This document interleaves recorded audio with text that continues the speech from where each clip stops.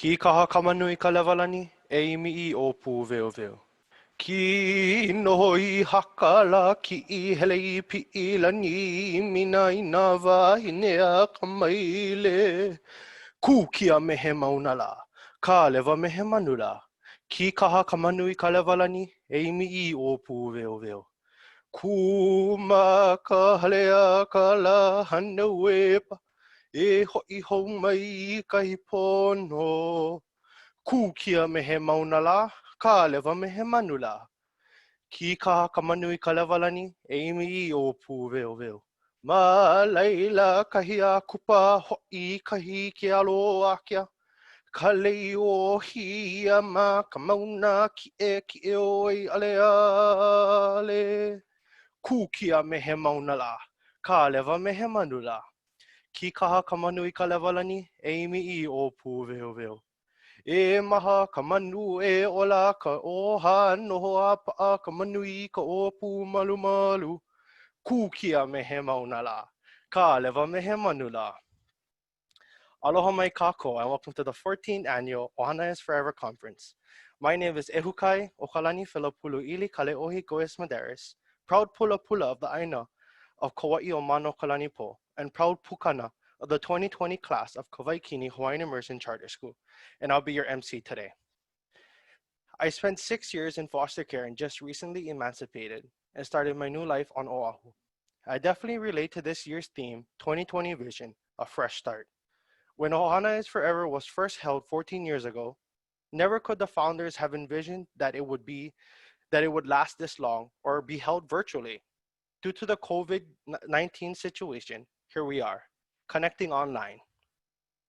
Not even a pandemic, however, could stop us from holding this very important annual gathering. We'd like to thank all of you for joining us today from wherever you are in the world. Over 100 current and former foster youth and more than 200 professionals have registered for this event. Thank you for being with us today. Even though we are physically distant, it is our hope that we feel connected through a mutual vision that we all hold for our keiki and young adults impacted by foster care, that they feel loved, nurtured, supported, and have opportunities to thrive. I'd like to share some conference housekeeping at this time. All of you should have received the conference agenda by email for you to reference. This event ends at 12 p.m. We have no built-in breaks, so please take care of yourself when you need to. Please mute your devices during the conference unless you're instructed to do otherwise. If you choose to turn your camera on, please make sure you're comfortable with who or what is on your screen. The youth panel, Pono process, fire talks, and entertainment will be recorded and available to view sometime after the conference. Mahalo to the Geist Foundation for their generosity in donating tablets for our youth participants today. If you are a current or former foster youth and are eligible to receive the tablet, you must stay on for the entire conference and take an evaluation at the end of the event in order to receive the tablet. They are a limited amount. For resource caregivers who are earning hours for attending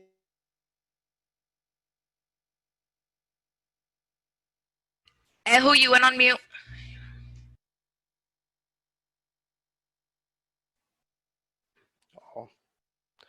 uh, we would now like to hear some opening remarks from Eladine Olevao, Branch Administrator for Child Welfare Services.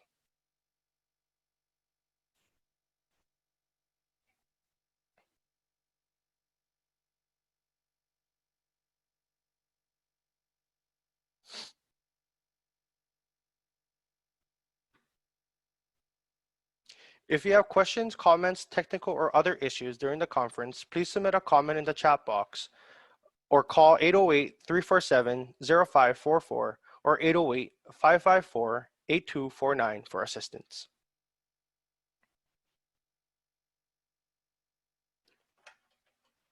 We would now like to hear some opening remarks from Eladine Olevao, Branch Administrator for Child Welfare Services.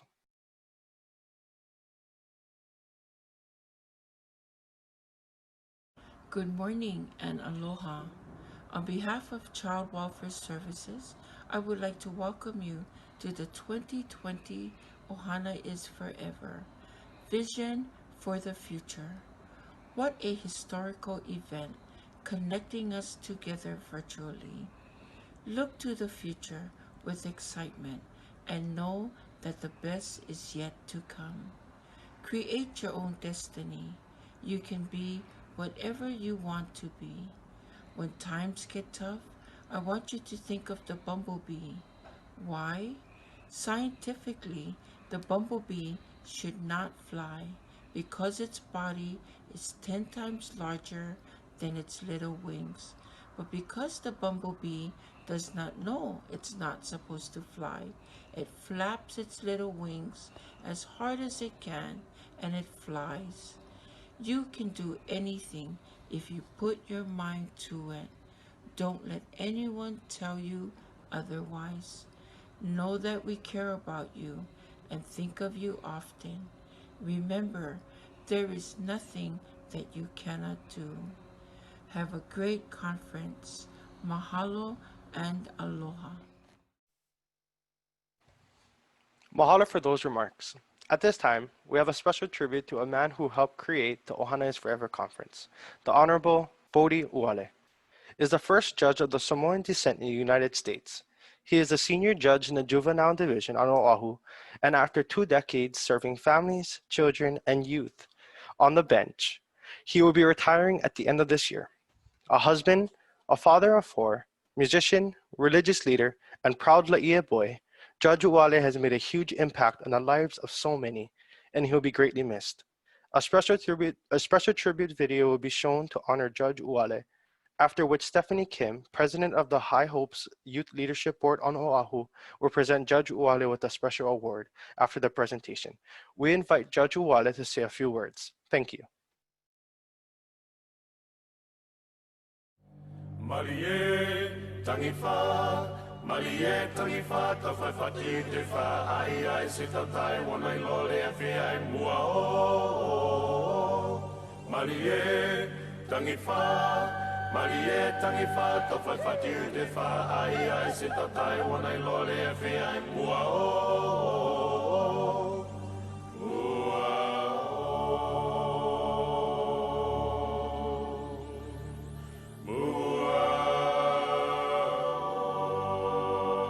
To you that very fact that we all understand that these children need our help, our love, our care, our consideration.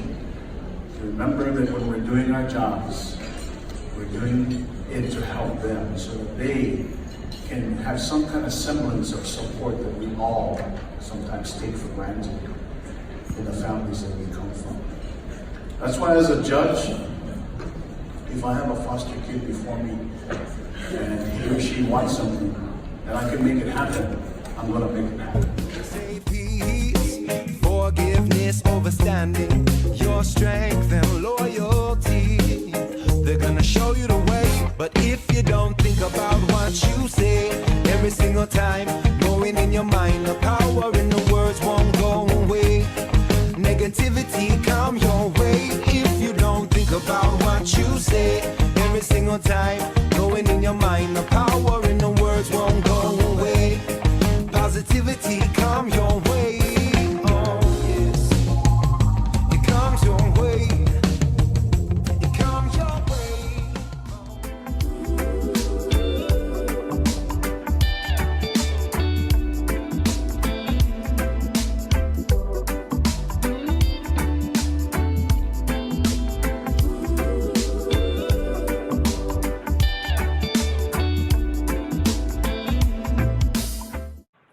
Hi, everyone. It is with great pleasure and honor that I get to represent the High Hopes Youth Leadership Board in presenting Judge Bodhi Uale with this plaque, honoring him for his years of dedicated service to children in foster care. It reads, "This Leaving a Legacy Award is presented to Judge Bodhi Uale in recognition of years of dedicated service, compassion, leadership, and significant contribution to the well-being of foster children and youth in Hawaii." Judge Uale, we thank you for being a champion for young people. Would you like to say a few words?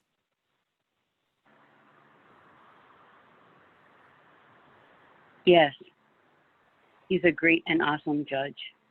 Because of him, I got the opportunity to adopt my 4 foster children, and I'm so, so grateful.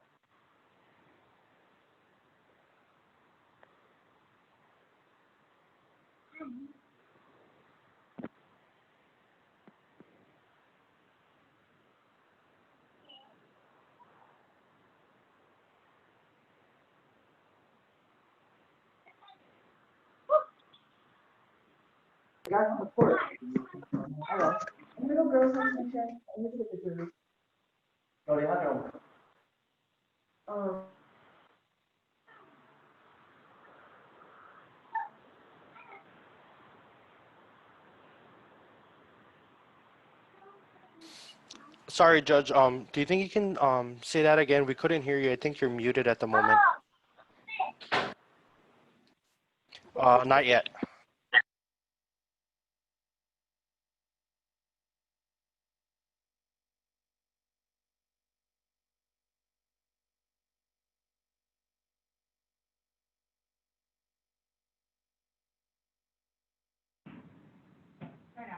Can you hear me now?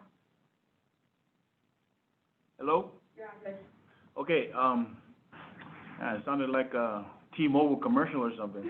But, just want to thank those that did that little film. I was very touched. I didn't know I was going to be in the movies.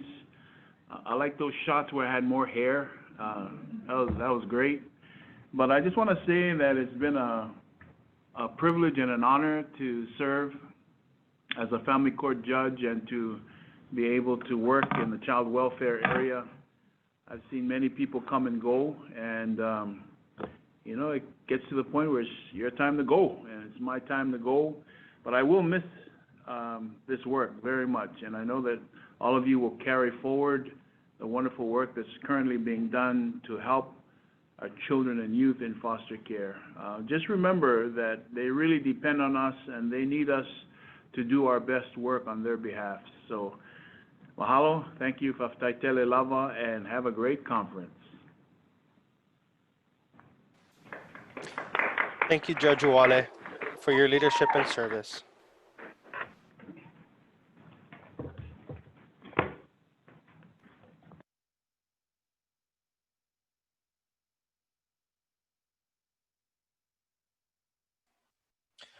Thank you, Judge Uwale, for your leadership and service.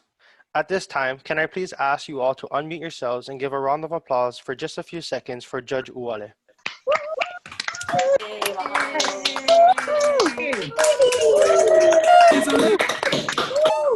Hello. Thank you, Judge. Yes, Judge. Yes. Esa, Judge. Esa. Mahalo for your service. No, you can't go. That's right, guys. Show him some love. And give a round of applause for just a few seconds for Judge Uwale.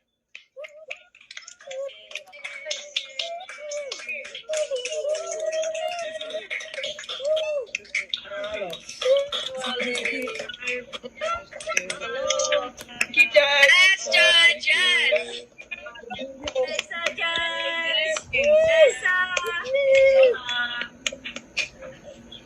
Mahalo for your service. No, you can't go. That's right, guys. Show him some love. Next on our program, we have Patricia Du. She is the president of the High Hopes Kauai Board, and she will be presenting about the Prono process, a new support for the children and youth in foster care.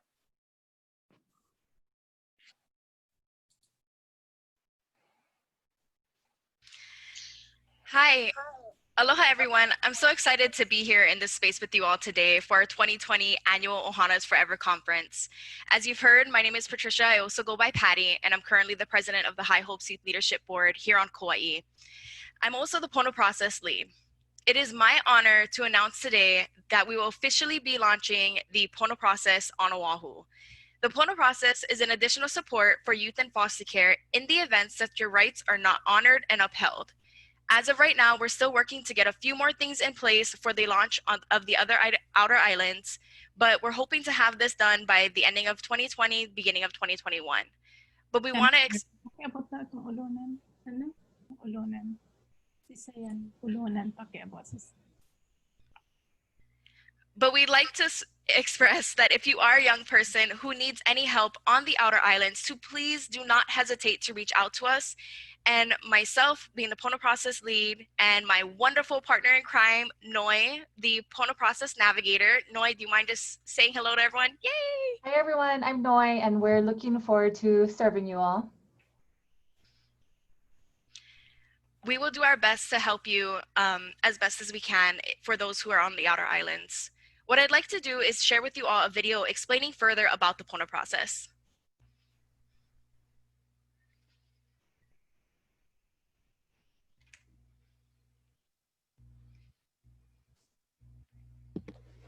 The Pono Process, working together to honor youth's rights, presented by the State of Hawaii's Department of Human Services, Child Welfare Services, and Epic Ohana. In 2018, the Foster Youth Bill of Rights became law. Some of these rights include the right to visitation with family, such as your siblings and parents, the right to live in a safe home, the right to participate in extracurricular activities, and the right to access vital documents such as your birth certificate and state ID. Which none of that rights I was. If you are youth in foster care, and if you have any questions or concerns about your case or feel that your rights are not being upheld, you have the right to talk to your team consisting of your social worker, CASA GAL, and foster parents, or speak to your judge.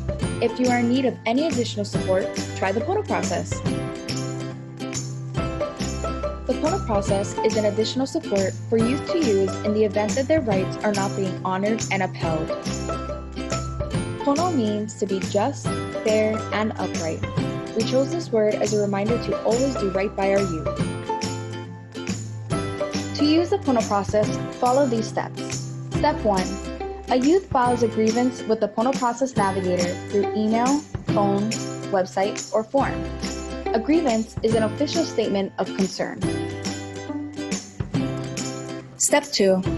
The Pono Navigator receives the grievance.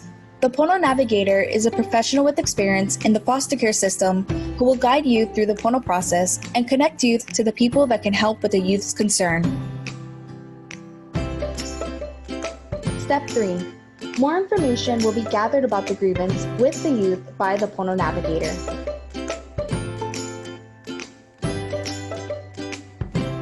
Step 4. The Pono Navigator will reach out to the youth's team to inform the team of the youth's grievance. Step 5. The youth and their team will work together to reach a resolution. In this step, team members may reach out to the youth for more information and input. The Pono Navigator will stay informed of the grievance. Step 6. If no resolution is found by the team, the grievance is passed on to the Pono Protectors.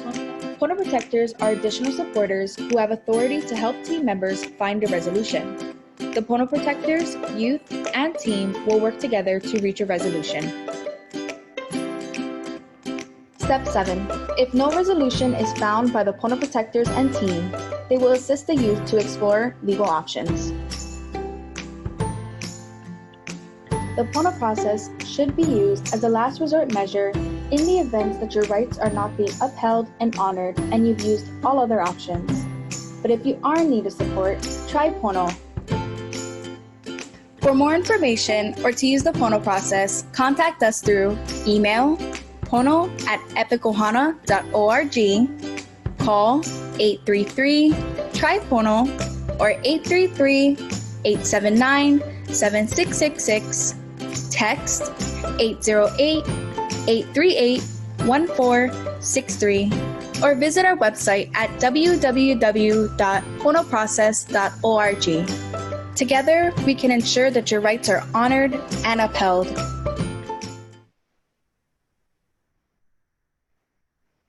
All right. Thank you guys so much for watching that video. I will include the link to the website as well as the phone numbers that you folks can call if you are wanting to use the Pono Process.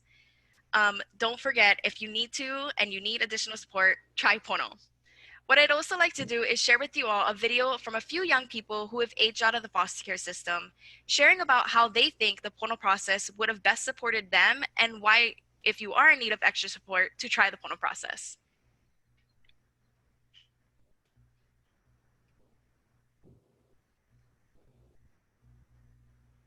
Aloha everyone, my name is Kobe Akuna and I apologize, I did not recognize I made a mistake. This is Colby, everyone, from Maui, not Anna. Thank you for the grace. I'm the Vice President for the Maui High Hopes Board. The Pono process would have helped me in care by protecting and honoring the rights that I had as a youth in care. The Pono process would have also given me a voice for myself and for all to hear. You see, when I was younger and in care, my rights would get violated left and right. But as a child, I didn't understand the system, so I had no clue on how to fight for myself for what I needed. You know, with that being said, the Pono process will help young people in care by teaching youth not only to advocate and fight for what they need, and not only will it give you a voice, but as a youth or a young adult, you will know that your rights will be honored and respected. Hey, if you feel like it's not, then hey, come to us. You know, we have support and open arms just waiting for you. You know, come to us. Thank you. That's all. Hi, my name is Jessica and I'm from the island of Kauai, and I've been in foster care for 4 years, but I just aged out of foster care last month on my 18th birthday. The Pono process would have helped me through foster care by allowing me to get visitation plan and answers to be able to see my family, especially since there was no court order saying I couldn't see them. The Pono process can help other foster youth by letting them know that there's another option to upholding your rights in foster care that is staffed by people who have been through foster care, like you and me. So during the ending of my time in foster care, my social worker really advocated for me to have the opportunity to make up mini credits in school, and I was afforded the opportunity to join an academy in school and take financial literacy courses, and I was even able to visit my grandpa regularly. And when I was in a resource caregivers home, I was able to have friends over, which made me feel really, really normal. And in turn, I was able to graduate in 2019, woohoo, and now I work for Epic Ohana. So all young people in care should have access to these basics afforded to them in the Bill of Rights to help them thrive. And if you feel that your rights are not being fulfilled, please, please, please utilize the Pono process. I don't like speaking. Yay! Thank you so much to all of those young people who shared their stories and submitted that video to me. We're so excited to work together to ensure that the rights of young people are honored and upheld. The Pono process is really just one example of an idea becoming reality and how we all have an important role in creating change. Again, I am your Pono process lead, and with me is my Pono process navigator, Noi. We're super excited to be working with you all. I will include the phone number and the website in the chat for everybody. Thank you. Before we continue, I would like to remind everyone to please mute yourselves unless we tell you to unmute yourselves. Thank you for that presentation, Patty. Mahalo to the CWS and all of the stakeholders that have worked hard to make the Pono process a reality for our keiki in foster care. Up next is our pre-recorded youth panel featuring Aponi Boyer, Melissa Mayo, Makani Kema, who was not able to join us live today, and yours truly. We talk about the vision we had for our lives while in care and today as adults. Please use the chat box to submit questions for the panelists during the panel. Delia Ulima will moderate questions and answer with panelists live after the recording.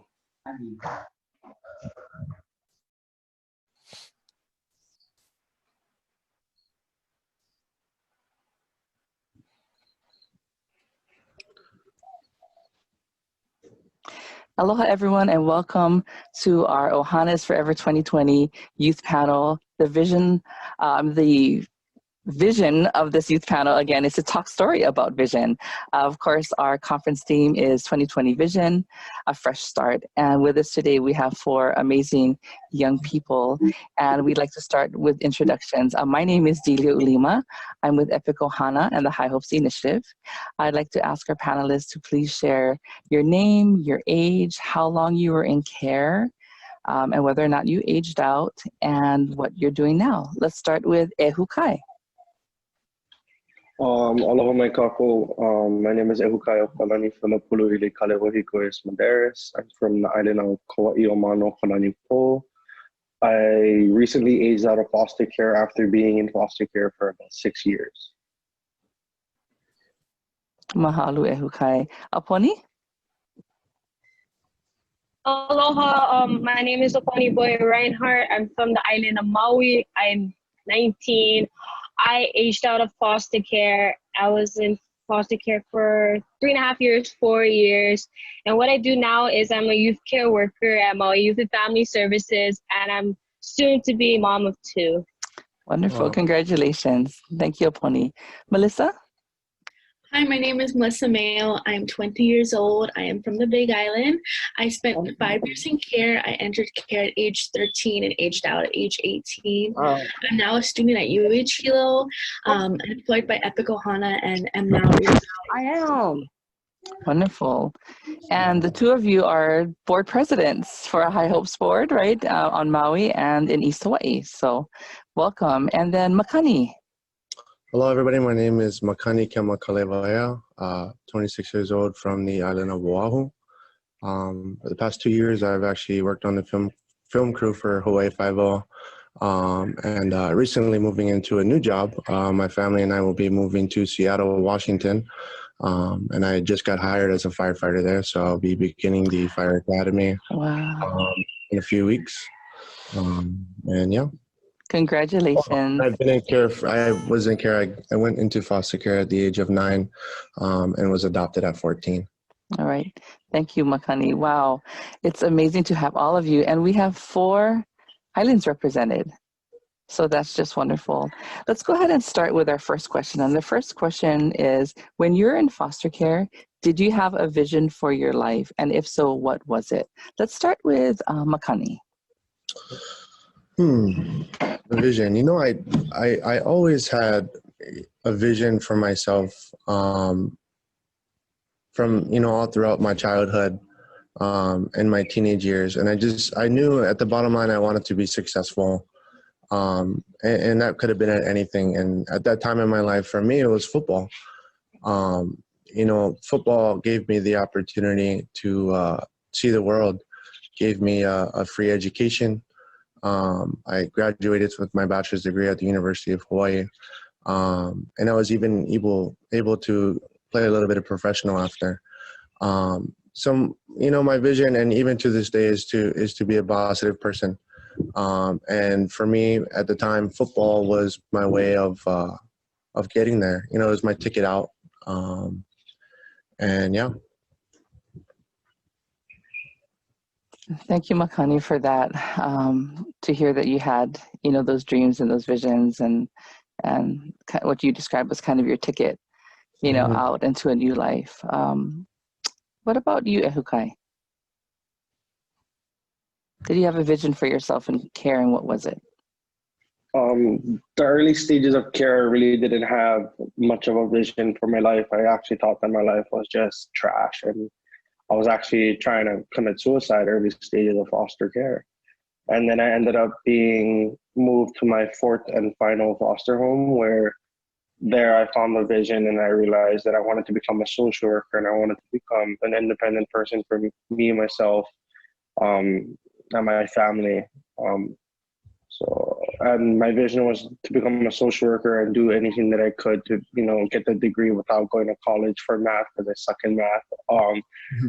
But yeah, so I didn't really have a vision in the early stages, and then the environment changed for me, and I had a big vision. So, yeah. Mahalo, Ehukai. As someone who also does not like math, you'll probably have to take 1 or 2 math classes, but that's it. That's all to get that degree. But to hear that you kind of started off on the path in a rough way, and that propelled you to kind of the vision that you had later on in care, and even now as a young man who is just emancipated from care, is inspirational. Mahalo. Melissa, what about you? Your vision while in care?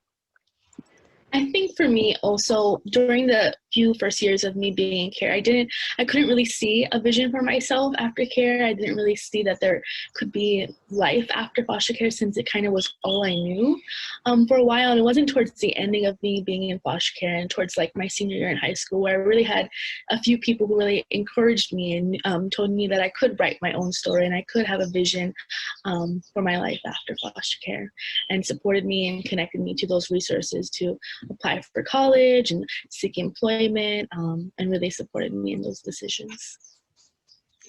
Thank you, Melissa. And we'll talk about that next too, about kind of who and what helped. So that was a nice, kind of a nice lead into what our next question will be. And Aponi, what about you? So before I went into foster care, I actually wanted to join the military. So I wanted to serve under the Navy branch. That was always my dream, to go into the military, to follow into my grandpa and my biological father's footsteps, to go into the military. So when I went into care, I still had that like mindset that I wanted to go, like, after high school, after being in foster care, that's what's going to happen. But things changed. At the age of 17, I found out I was applied to my son. So my mindset and motivation kind of took a road turn a little bit, but my son was never a mistake, so I had to switch, take a little shift, and I just end up having a different vision. So my vision was to always to finish college, get a college degree in criminal justice and psychology, and probably just work in the justice system, and to help better the system. That was always my mindset since after being in foster care. And then I joined High Hopes, and it kind of gave me a better shift of what I want to do too. So I don't know, I just felt like ever since I had my son, my vision just changed, and now I know what I want to do. So I thank Kilkul for blessing me, my son at that time. Thank you so much for sharing that. Yes, children have a way of changing the vision that we have for our lives, that's for sure, at any age and any stage. But it's great to hear about kind of the steps, right, that you've made, even in the short period of time that you've been out of care because of your son. So the next question is asking, who or what helped you while you were in care or involved in the system to have a vision for your life, or to really believe in yourself that you could take your life to the next level? What was helpful to you? Or if not, if there was nothing or no one that you felt was helpful, what would have been helpful? Let's start with Ehukai.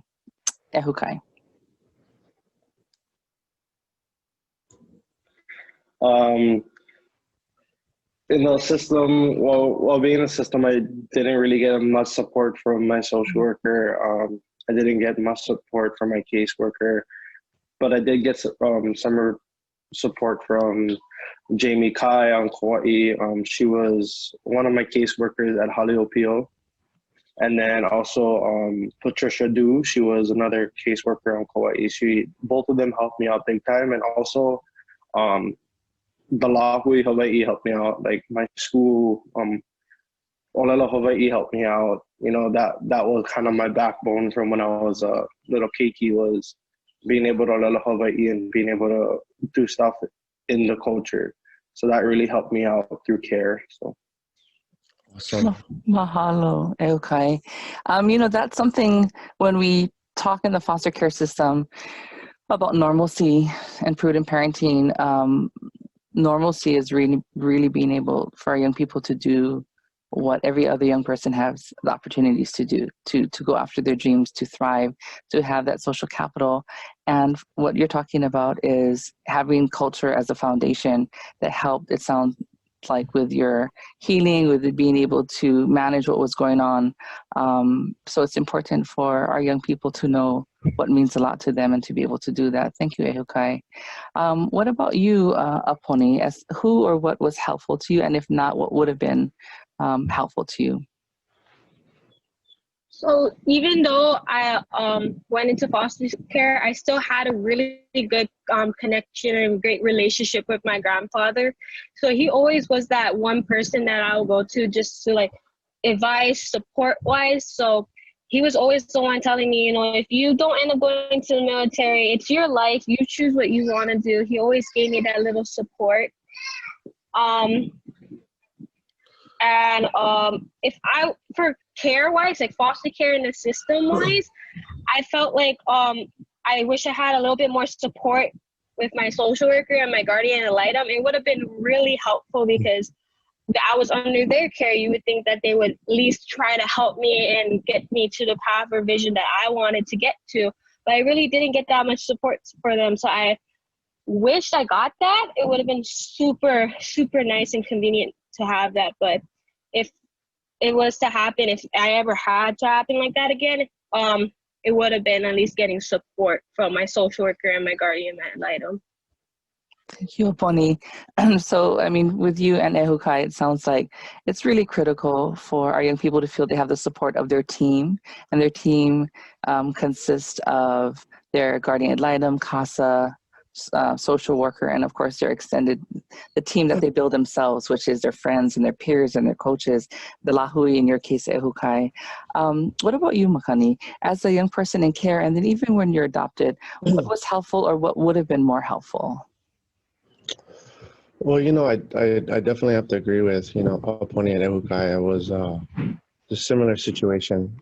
You know, it's going through the system. I didn't have much support from my care workers, and even my guardian ad litem.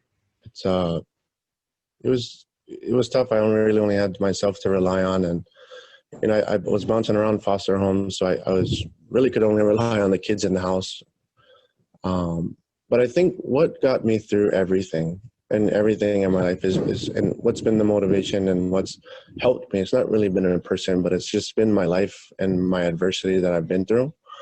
And I think sometimes that's all you need to become successful. I think there's nothing more powerful than that. You know, to me, I'm a man of faith, and I believe that, you know, God gives his toughest battles to his toughest soldiers. So endure it. You know, for the people listening to this, you might not have somebody in your life to help you along the way when they're supposed to be, but sometimes you just need to rely on yourself, rely on your story, you know, and rely on what you've been through. And that I've seen in so many people I've met. It's taken people like us in this panel, you know, people that the system says that we're supposed to fail, but every one of the individuals here is succeeding and everybody's doing so well. And it's just so awesome to see that. It's so awesome to meet everybody. And congratulations to everybody and their success that they have. Thank you, Makani. Those are really pearls of wisdom. If one thing I've personally known from having the privilege of working with young people over the last decade or so involved in foster care is the level of resilience that they have, the power and the strength which they exude, because they have to, but also because they want to, and they want to overcome, and they want to do better. And I'm always so touched, and it warms my heart that even through the worst trials, our young people constantly want to do better for other people. They want to serve.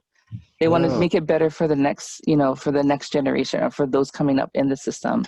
And so you spoke to that, and then, you know, it's really inspiring to hear you talk about kind of relying on those things, whether it's your faith or people around you to get you through, and that you can do it and be a success. Yeah, awesome. Thank you. Thanks, Makani. Melissa, what helped you or what would have been more helpful? Yeah, I think I'm going to be forever grateful because I was lucky enough to have a social worker who really did support me and really encouraged me in everything I did. I was really in my senior year of high school. I really wanted, when I started to create a vision for my life and have that support, I joined a lot of clubs in school. I volunteered in my community. Church was really important to me, and so she encouraged me and allowed me to do that, which I wasn't allowed to do in previous years in other foster homes. I also had a really good resource caregiver who kind of supported me in all those same things, and was really knowledgeable about resources that were helpful for me and helpful for other foster youth. And he connected me to those resources, and still a big part of my life today. And I also, during my senior year of high school, I had a teacher who really saw the potential in me and really worked with other students like me, and kind of encouraged me to let me know that there was life after foster care, and I could have that vision for myself, and help me apply to college and take those steps to be where I am here today. So, yeah. Thank you, Melissa.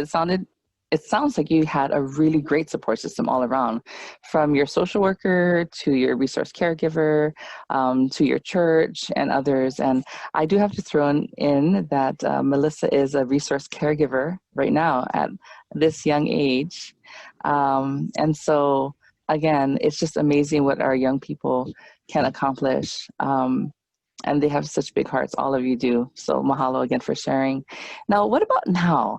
Share just, if you don't mind sharing just a little bit about what your vision for your life is now and what you're doing to fulfill that. I know we heard from some of you in the beginning kind of what you're doing now, but Makani, let's start with you. You have some really exciting things on the horizon, literally like today, right? Yeah, You're starting your new life, right? Or yeah, we're actually going to be boarding the flight in about 3 hours, and new life begins for my family and I.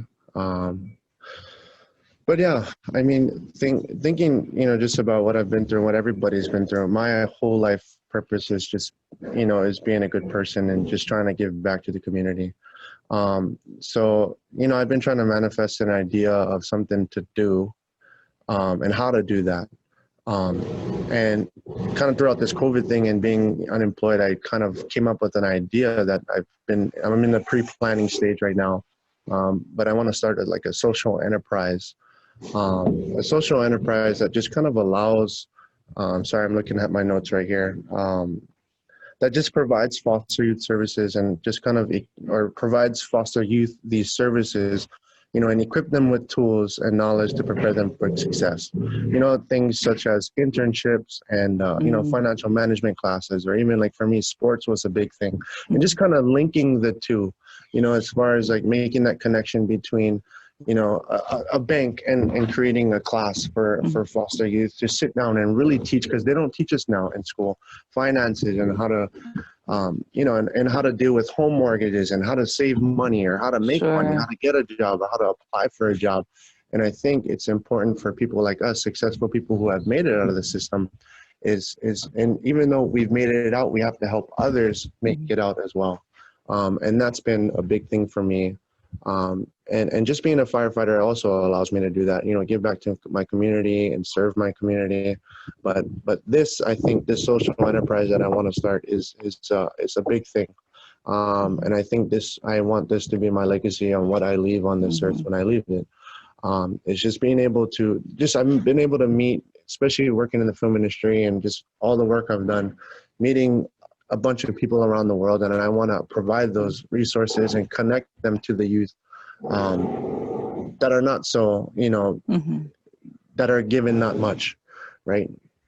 That don't have much resources. I just want to be that graduate of the foster care system and help others make it out and provide them and give them tools to be successful. That is amazing, Makani. And when you talk about social enterprise, I love it because it really is social capital. It's providing young people that social capital in all areas to be able to connect and have opportunities and thrive and see themselves outside of what they're used to seeing, that bigger vision. I do invite you offline to connect with me. I think there's a lot of intersections in the community now, and there's also gap areas of things that don't exist for young people in care. So I'd love to talk story about this. That's on a side note because that sounds amazing. And again, good luck with your new adventure in life. Aponi, what is a vision you have for your life right now and how are you working on it? So as of right now, like you mentioned, Delia, that I am the president at the Maui High Hopes Board.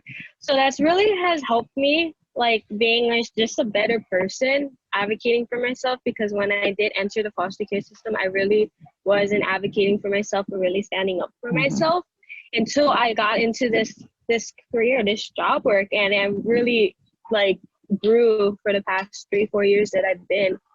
And the youth board. And what I see myself doing in the next few years is just vision-wise is getting my college degree, hoping to get my bachelor's degree or maybe even higher master's degree in like criminal justice and psychology.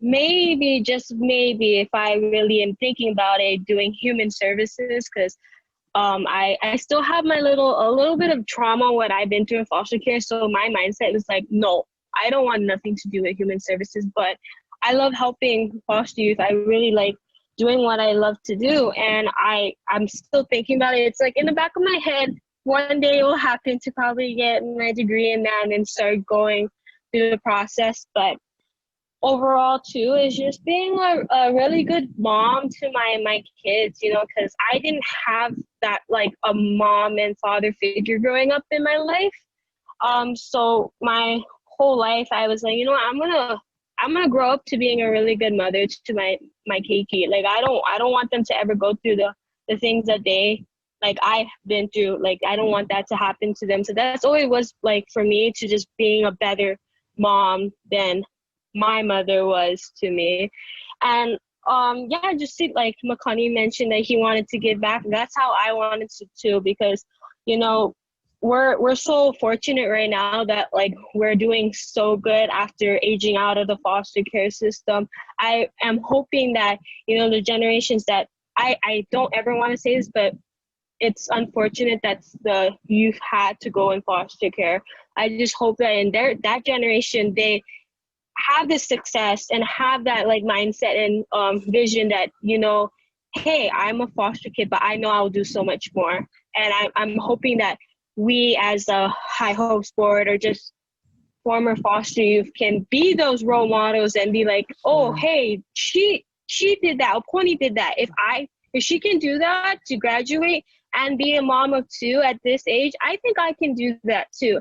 That's what I always wanted. That for me is to know that I am a role model and people look up to me and look up to us. That's what I always want to be like. Even if like I pass away and like years on, I want them to remember me as, oh, she did something to change the system. She did it all.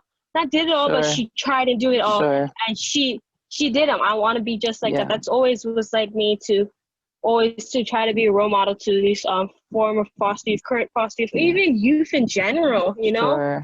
So, and Aponi, I think what you're speaking to is really what Makani talked about leaving that legacy, you know, really feeling like you have something that you've contributed to this earth and to this world. You've also spoke to trauma. Trauma is a very big and real thing. Our young people, you know, even at any age, but when you are a young adult, having to come to terms with that trauma and get the support and help and self-care, whether it's professional or otherwise, to help heal yourself and to work through that. And certainly that resilience and that strength, that inner strength comes when you work on that. And it's a real thing. So thank you for bringing that up, because mental health and emotional health is very, very critical to young people who've experienced care, and something that throughout their young lives, I've heard time and again that they still work on as young adults. Melissa, and then Ehukai, just really quickly, what's the vision you have for your life now, and how are you fulfilling it? The vision I have for my life now is just to continue my education. I hope to graduate with a degree in political science and, you know, somehow be like everyone else, somehow be a lifelong advocate for youth like us and for youth who've been through experiences similar to us. So that's something that's really important to me, as well as being a good, just like a pony, being a good parent. I want to provide that support to my niece that I wish I had at that age. And it's really exciting news, but I actually, I'm planning to adopt her by the end of the year. We already have adoption hearings set. So yay, congratulations. That's kind of my forefront right now, the biggest thing for me right now. That is amazing. And thank you for sharing that news here in this forum. Please follow up with us. I think a reminder, how old are you, Melissa? I'm 20. Melissa's 20 and about to become an adoptive parent. Anything is possible when you have that vision, right? And you have that support to fulfill that vision. Mahalo ke kua. Ehukai, what's your vision right now for your life? You're a young man. You just aged out of care. Like, you're the baby of the group here. Let's hear it. I didn't just age out of care. I just graduated a couple weeks ago too. So yes, that was both. exciting. So I just recently moved to Oahu, and I am trying to build my portfolio of becoming a social worker. So I applied to many different organizations for like youth partner. I applied at Epic, just waiting for their process system to get into there. And, you know, I don't want to just be a social worker. I want to kind of be an advocate, you know, like my lifetime advocate, like Melissa was saying. Also, I want to get my degree in, you know, social work, or if not degree, then just join different small organizations that focus on social work, like Mili'u Kalani Trust, Epic Ohana, Haleopio, Halekipa, all those organizations. So, yeah. That's amazing, Ehukai, wanting to give back as well. So much success to you. We are at the end of our time. So I'm just going to ask you in one quick word or one quick sentence, what is your advice to other foster youth about creating a vision for their lives? So just think a word or a sentence. What would that be? Makani, let's start with you. Well, I had something. Oh, no. Well, if you have something a little longer and you have it written out, please go ahead and share it. For the time. No, please go ahead and share it. No, I think just bottom of the line is just being a good person, and always trying to do the right thing. Because I think for myself, in my experience, I've found God blessing me, and I found things going the right way when I am being a good person and when I am doing the right thing. And I've been on the other side too of doing the wrong thing, and I'm, you know, I don't want to depict the image that I've always done good in my life. I'm not the perfect person. I still continue to make mistakes, but I think I found myself as being a good person, being uplifting and being encouraging to others attracts those kind of people as well in your life. You want to attract positivity, never negativity. And yeah, that's all I got. Wonderful. And that's great that no matter what choices you make, you can always make better choices the next day. So thank you for sharing that and showing kind of that the difference there. Melissa, and then Aponi.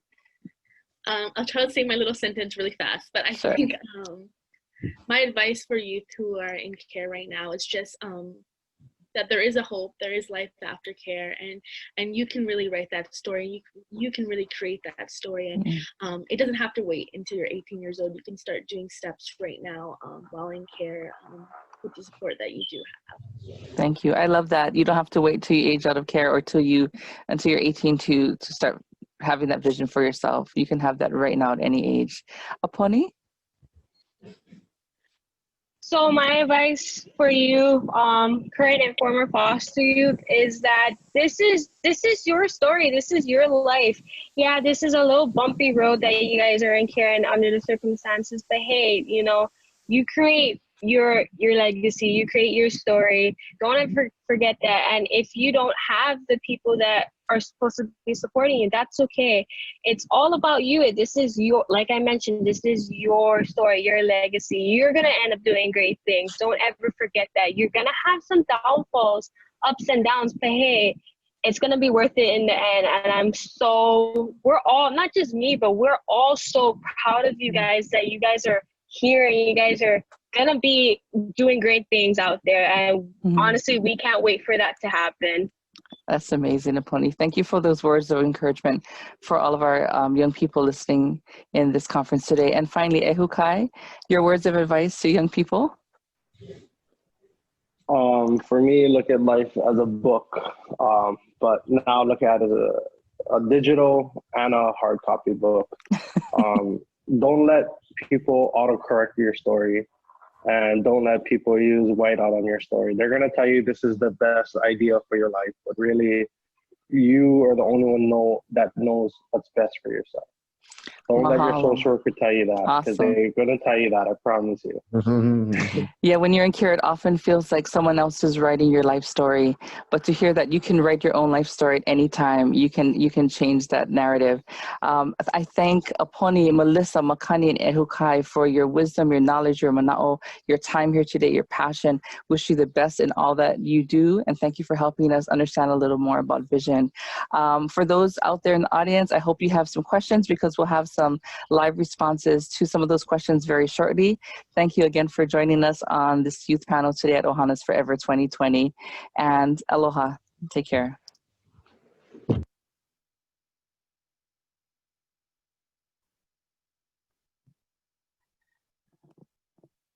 Aloha.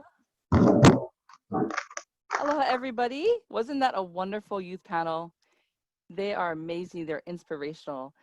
We thank you for being here with us today. I'm just going to spend a couple minutes asking a couple live questions of the three that we have on, which is Aponi Boyer. I'm not sure if her video is working, but I know her audio at least. And then Melissa Mayo and our MC extraordinaire for today, Ehukai. Just a follow-up. I also want to thank you all for giving us grace today. This is the first time doing something of this magnitude, and we are going to have to switch up the program a little.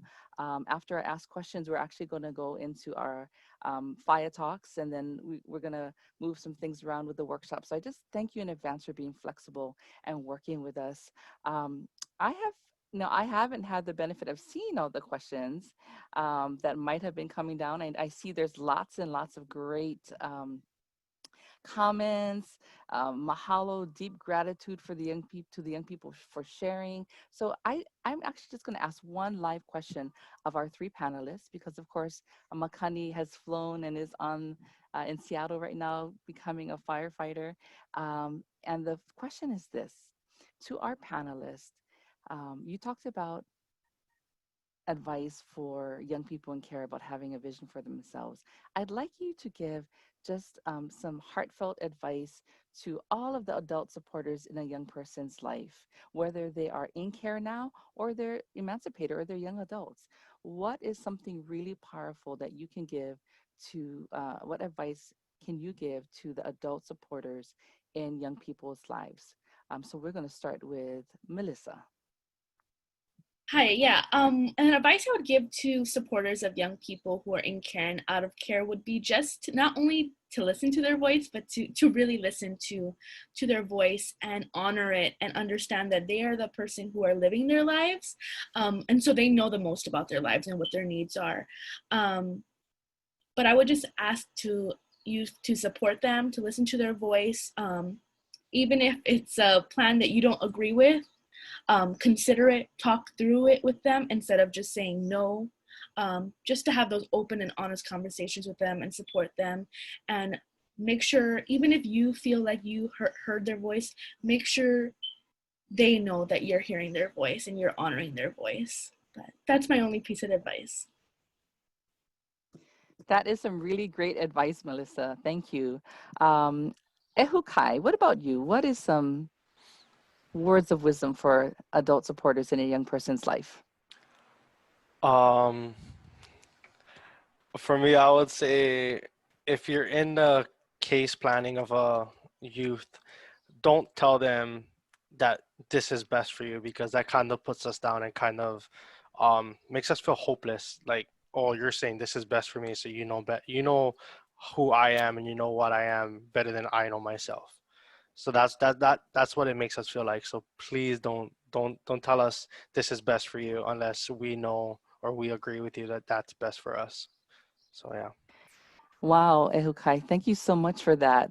We know, we've heard from young people how sometimes they feel voiceless, and yet we know also the adults in their lives just want to do what they feel is best for them. But it sounds like if they can come together and listen to one another and work together, so the young person feels empowered and that they have a say in their story, like you talked about on the panel, like writing that life and not auto-correcting, then that can really go a long way for young people. Thank you for that advice, Ehukai. And then finally, Aponi, your words of advice. Yay, we can see you, see? Your words of advice to adult supporters.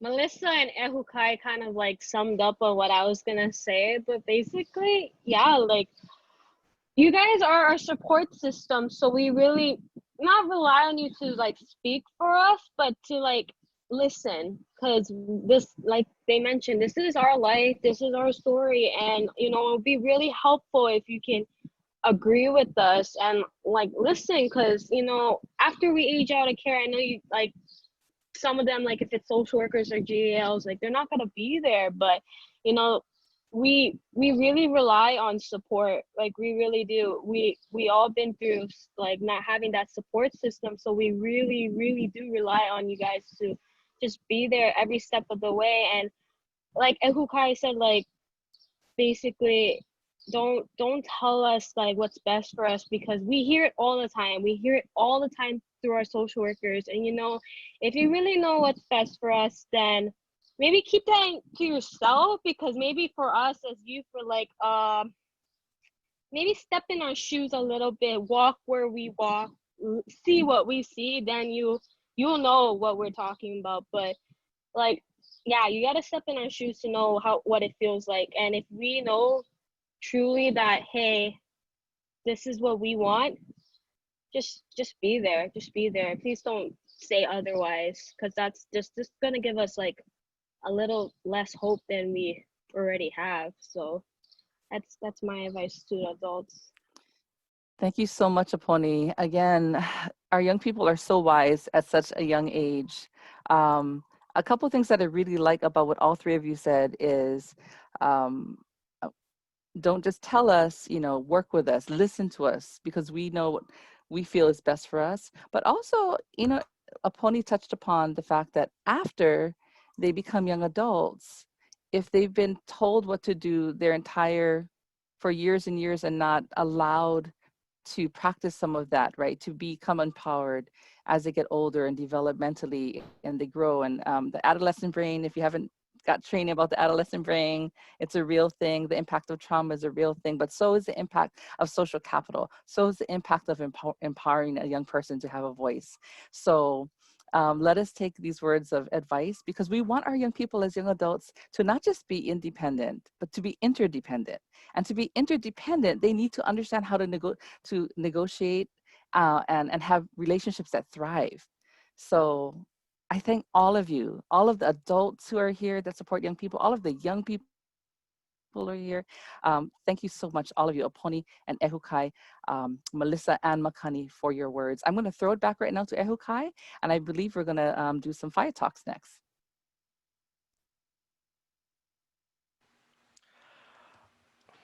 Great, that was awesome. Right now, we are fortunate to hear from amazing young people. A few more: Tiffany Keiko Olani, Blake Ikaika Lanoza, China Kelly in our Fire Talk session. I know you'll be inspired, so sit back and enjoy.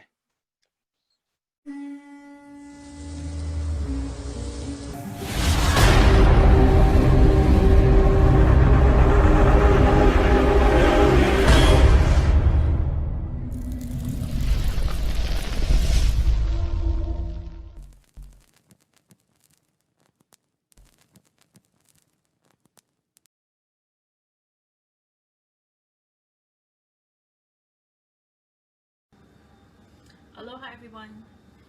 With everything that's going on in the world today, there's so much happening around us. There's so much hurt, anger, and suffering that I ask myself, how will we ever heal? Well, we can heal by starting with a new beginning. Personally, for me, that started when I decided to take back control of my life and how I wanted to live it. And it was around the time when I was aging out of foster care and I was about to turn 18. And it started when I realized how I wanted to live my life, what I didn't want in it, and what I did want in it. It started when I said no to domestic violence, no to substance abuse, and no to being a victim, because I realized that I can say no and stop the generational cycle of abuse from continuing. I told myself that I don't need to do drugs like my parents, that I don't need to hit or be beaten by my partner, that I don't have to think it's okay to be sexually abused, because that's not who I am. And with everything that I've been through in my life, at the end of the day, it's up to me to make the decision on whether or not I want to continue those old bad habit ways or to start a new beginning. So backtrack to 2010 when I graduated from Kapolei High School. I took all my savings from my senior year from working at Hawaiian Waters as a lifeguard, which is now Wet n Wild, and I rented out a small studio in Wahiawa, and I got a job at your next stop Zippy's, and I went straight to LCC. And I worked hard for 3 years to get my associate's degree done. And although it took longer than others, I still did it. And that meant the world to me that I was the first one in my family to go to college, and that I could actually do it, you know?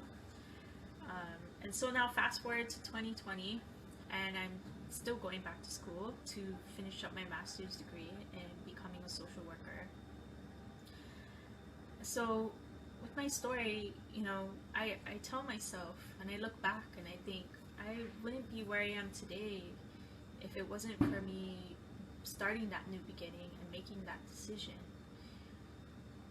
And I just hope that, you know, with my life experience and, you know, how I ended up is able to inspire former foster youth, you know, youth who are about to age out, and current youth, that you guys can do it.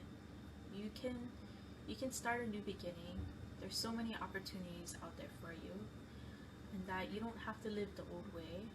You don't have to have someone tell you how you're supposed to live your life, and that you can make a better and brighter future for yourself. It just starts with you and making that decision. And you know, sometimes it's not going to be easy, and it never is easy. It wasn't easy for me, but I knew this is what I wanted to do, to build a better future for myself, for my Ohana, be a role model for others, and you know, just take life by its hands and do more with it, because we have been through so much. You have been through so much, and we are survivors. We have been through it all, and you know, a lot of you are still young, and we still have our whole life ahead of us. Why live it the old way when you can make a new way? And so with that, I hope you are able to start your new beginning and better yourselves in any way that you can. And take care, and aloha, and God bless.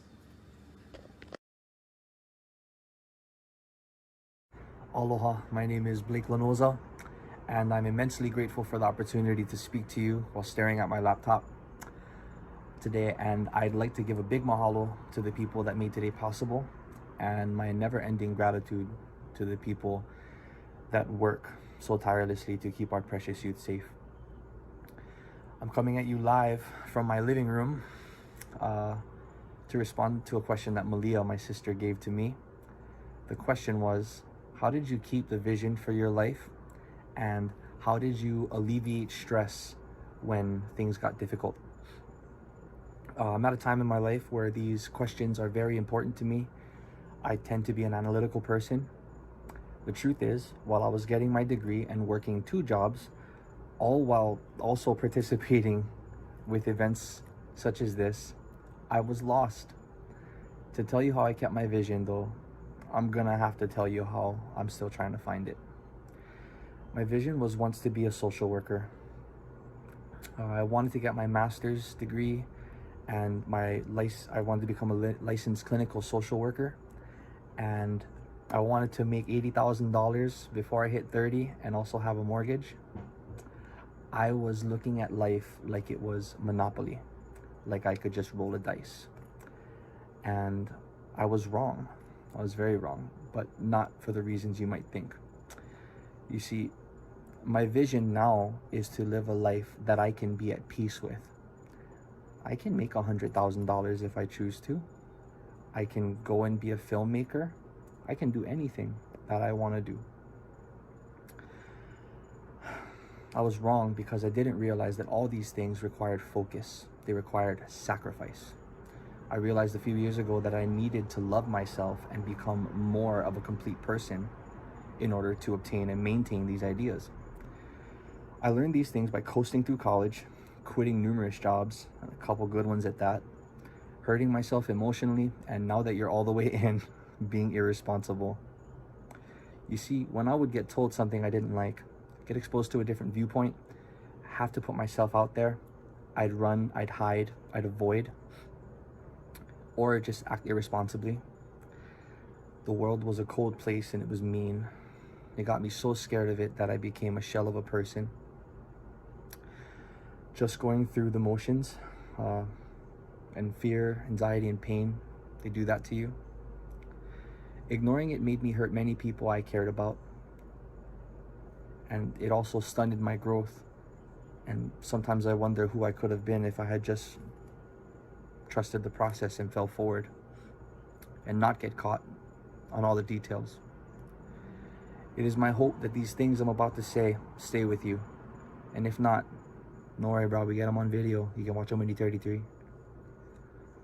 First, I'd like to tell you the things that I'd like to mention the things that make me happy. My wife, music, being creative, the beach. There's a bunch of other things, but if you give me big waves and a rock to jump off of, I'll make do. Now, without getting too much into my story, I want to tell you the things that I strive for in order to keep my eyes on the current vision. I have a simple set of rules that I try to follow. 1, you have to breathe. The breath we take between thoughts can ease the troubled mind. Please look into meditation, guys.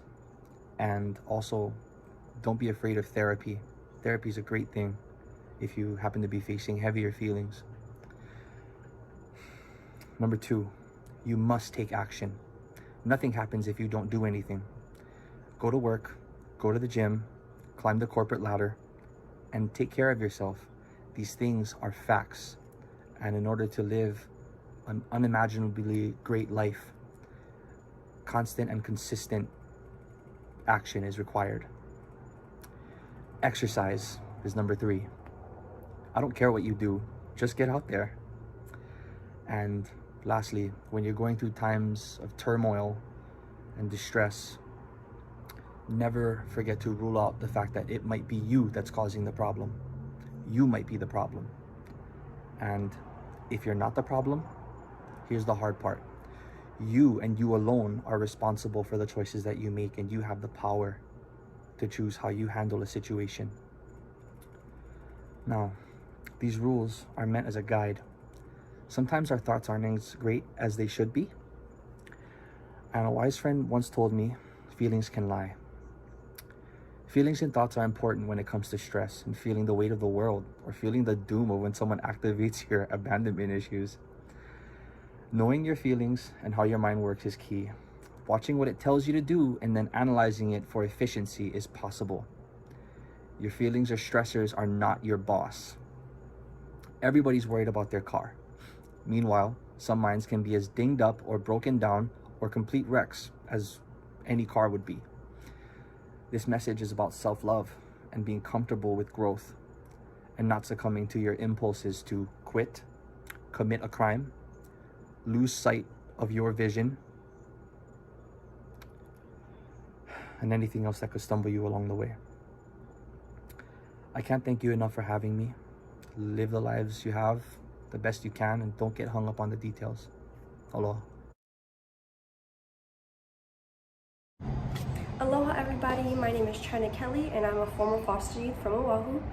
So I'm super excited to share a little bit of my story, a little bit of what helps me during these crazy times, helps me stay motivated.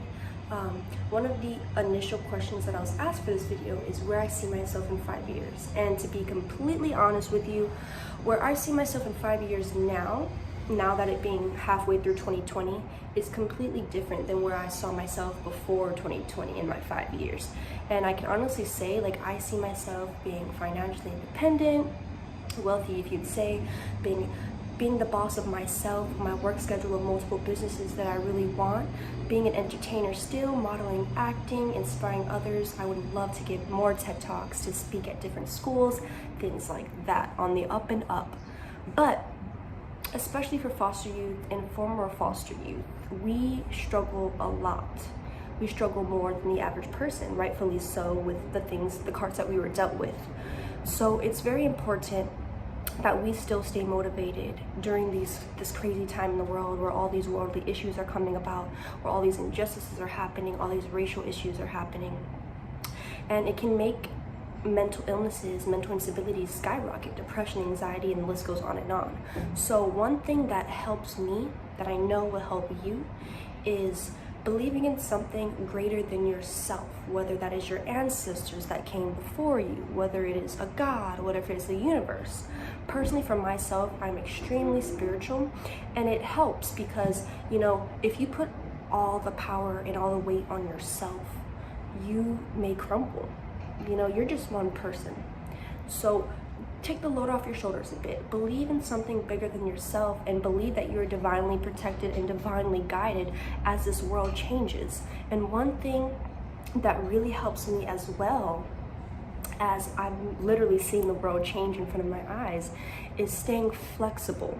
Sometimes when you hold on to something you really want, or like a timeline that you really want it to happen, it's going to create resistance, and then something like this is going to happen in the world where you can't really live how you thought you were going to live on that timeline.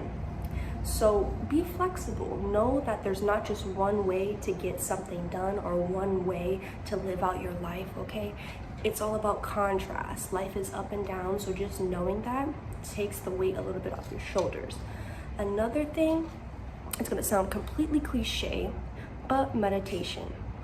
You know, meditation for me is just all about realizing that my thoughts are external of myself. They're not me.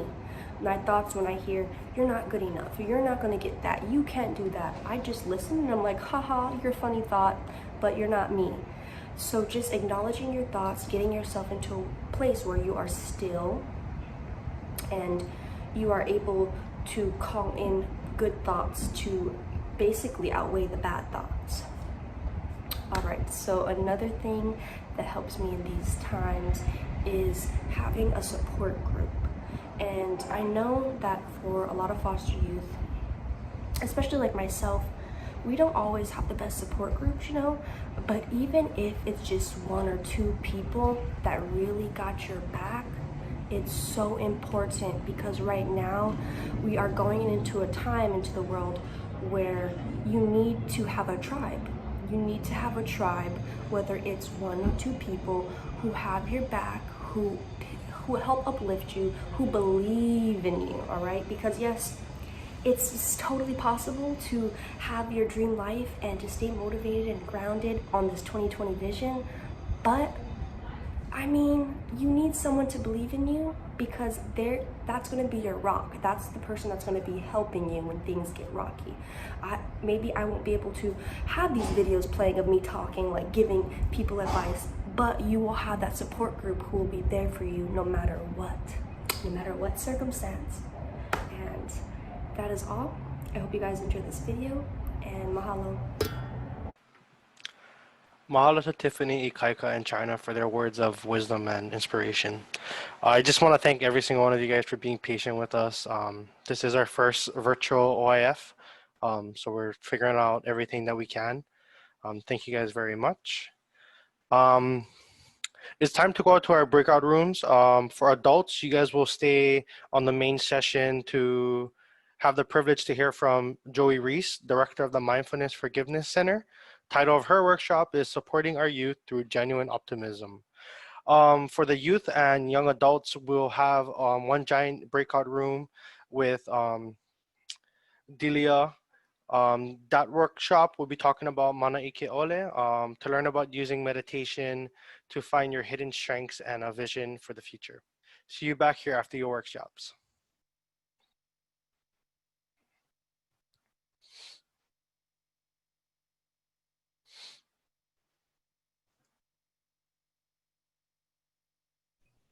At least at the beginning, could I ask everybody to mute?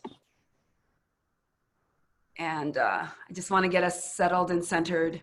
But as I said, I don't know if I can give you guys better information than what we've already heard today. It's been pretty phenomenal. Very impressed with all of our young folks out here. I feel very hopeful. So whatever you're doing right now, if you're multitasking or if you're still kind of replaying the messages that you've already heard this morning, it's easy to do that. Maybe you're thinking about the technical difficulties because you're on the team. Maybe you're still wondering about where you're supposed to be. No matter what you're doing, if you could just right now in this moment, just settle into yourself. Just check and see where you're sitting and kind of get yourself centered on your whole body. From head to toe, if you could just kind of check in and see, am I holding or clenching anything in my jaw or my shoulders, my stomach? And just fully arrive here in this moment, both in body and mind. And I'm going to invite my chime to signal the beginning of our work today. So I carry this chime with me everywhere. I don't know if you've been with me before, you've seen this chime before. Yeah. And as I invite the chime, just listen for the sound to dissipate. And if you feel comfortable, go ahead and close your eyes and just breathe and listen and just settle in for a moment.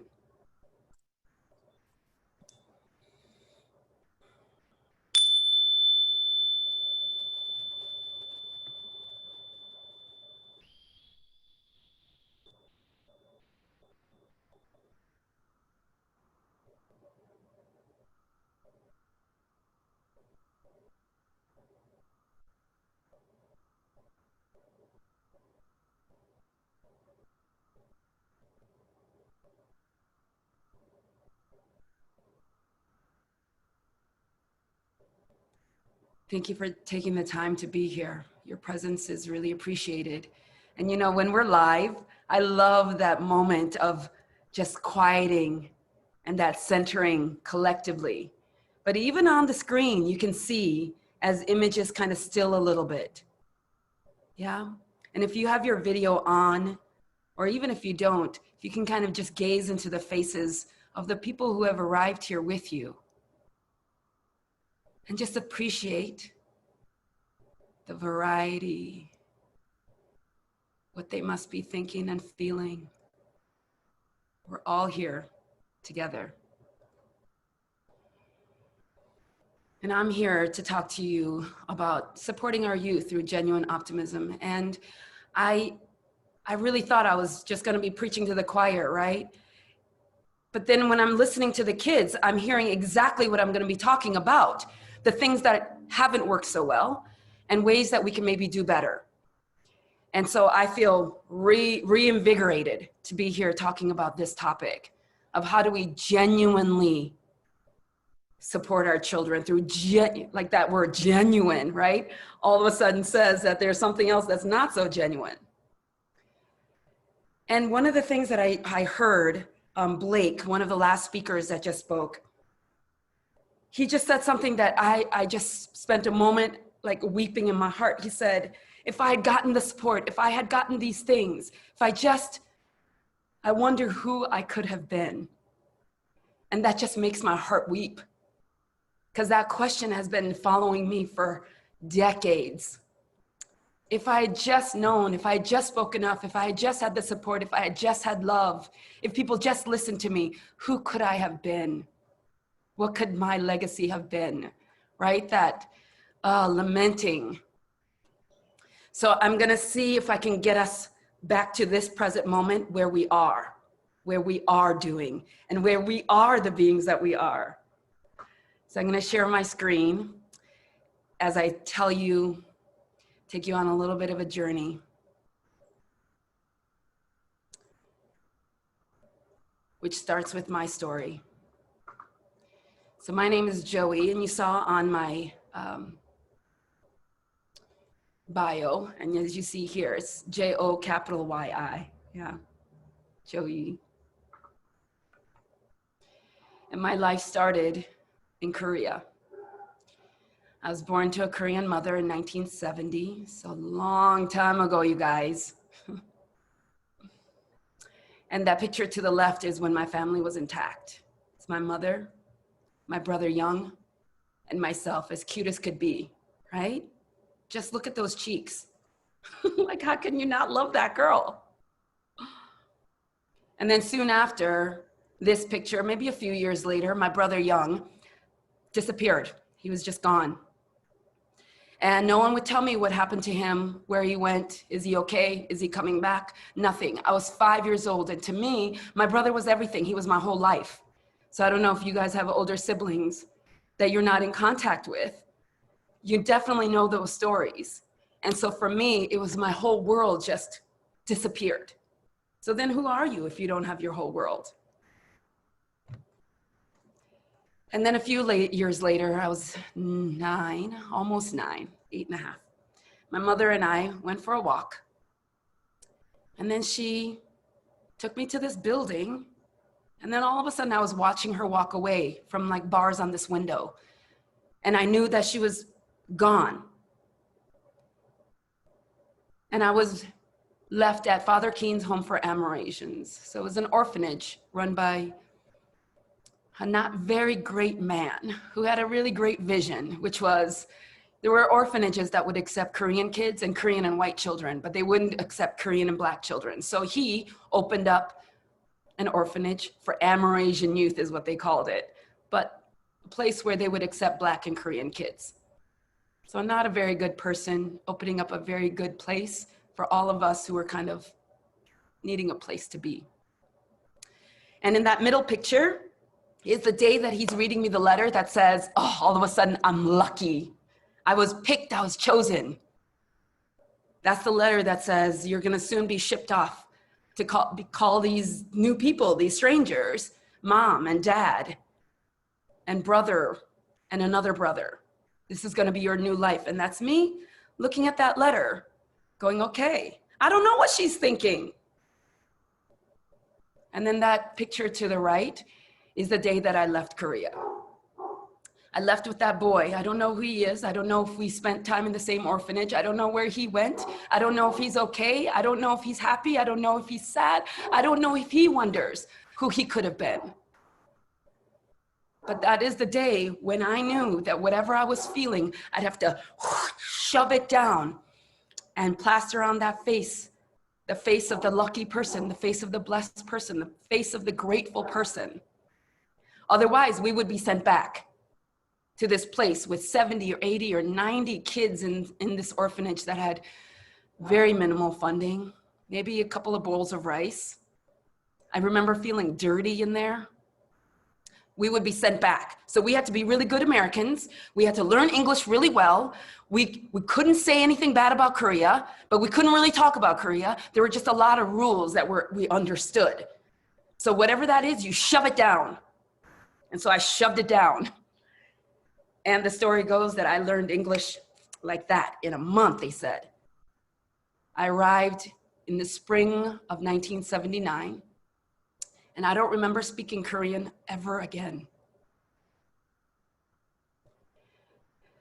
So my adopted family, the white family from Spring Grove, Minnesota, a town where the welcome sign was in Norwegian. It's the biggest Norwegian community in the US. It's in Minnesota. That's where I landed. And from there, I heard things like, you should be so grateful. Do you know how many kids who are 9 don't get adopted? Because most people want babies. I also heard, you're just like everybody else, so I shouldn't have anything to complain about, right? A lot of positive, you can do it, girl, kind of a thing, which led me to more silence. And then as I grew into an adult, I tried to figure out who I was, and I took off and went overseas and tried to find myself and got myself into a very violent relationship that resulted in my firstborn child. I was able to escape with my life, but I want to say barely. But I did escape with my life and my child. And after that, nobody really asked me about it. They were just like, oh, you're such a great mother. Look at all that you're doing. So I said, okay, I'm a great mother. I am pushing through. So this sense of what I was internally, this shame and silence and who am I was just glossed over by these messages, not only just from my adoptive family, but just the kind of the general broad world, right?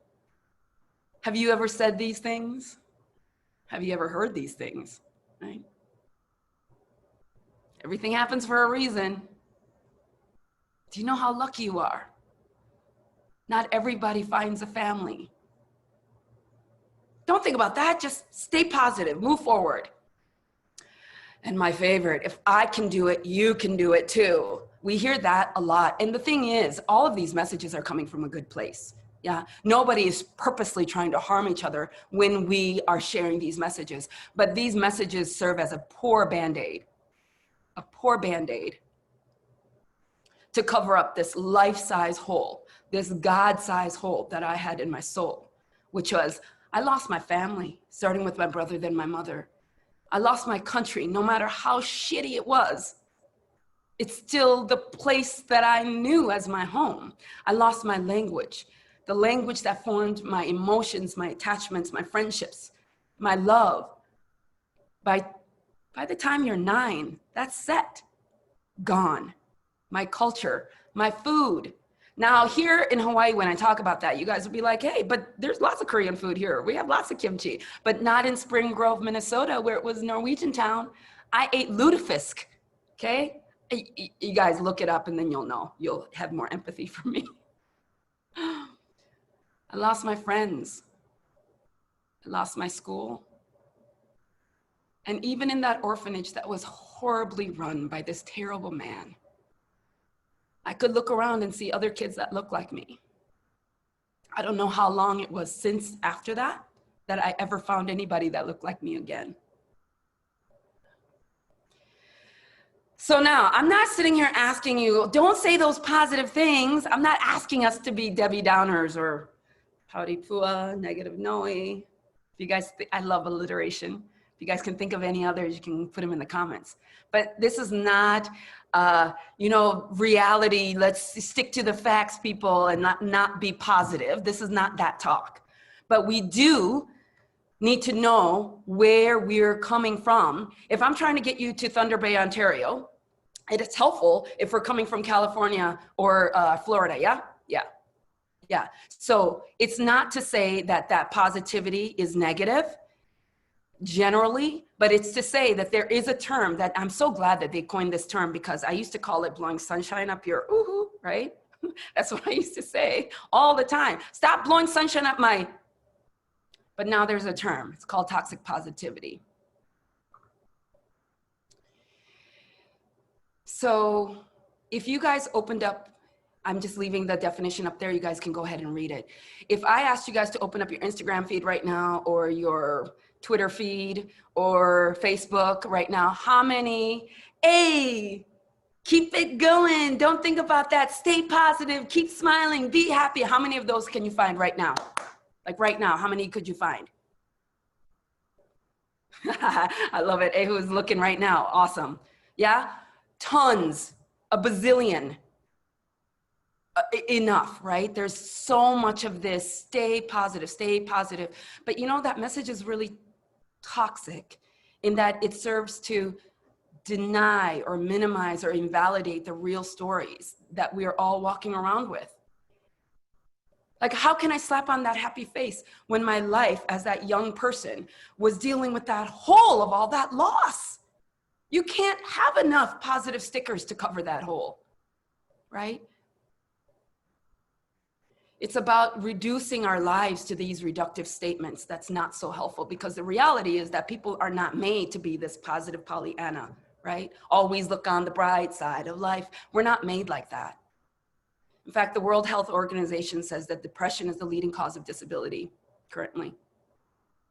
Yeah, 1 in 4 suffer from mental illness. 1 in 4, you guys. And 50% of that starts at age 14. So think about yourselves at age 14 or now. Think about the kids that we're working with and serving and protecting and loving. Yeah. So some of the consequences of kind of glossing over real stories, real life events, real trauma. Trauma meaning separation from safety. Yeah, that real sense of separation from safety. And then not being allowed to talk about that.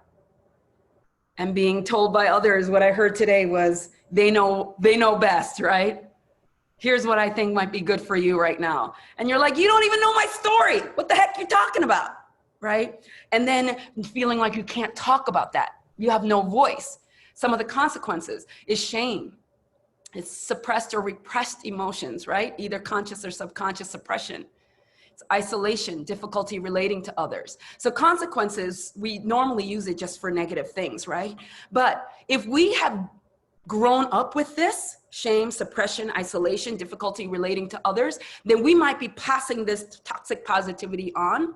And part of it might be so that we don't, because it's difficult for me now as an adult to relate to folks, then I'm just gonna, oh, you're gonna be okay. You'll be fine, right? It helps me get out of a difficult conversation. So some of the consequences or the outcomes for me as now an adult who's suffering might be that that's too difficult. I don't know how to relate because I've been so fake my whole life. I've manufactured who I thought that you needed me to be in order to walk around this life, and I don't even know who I am. And so I can't really relate to people in a real way. Then I know tricks to get out of difficult conversations. And then also, I think so often I hear people say resilience and optimism, but what they really mean is survival and toxic positivity. So I think I was a great survivalist. Like all the way into my 40s, I really figured out the tricks to surviving, making money, making it through the day-to-day, having the look of being okay so that I wasn't locked up, so that I could take care of my kids.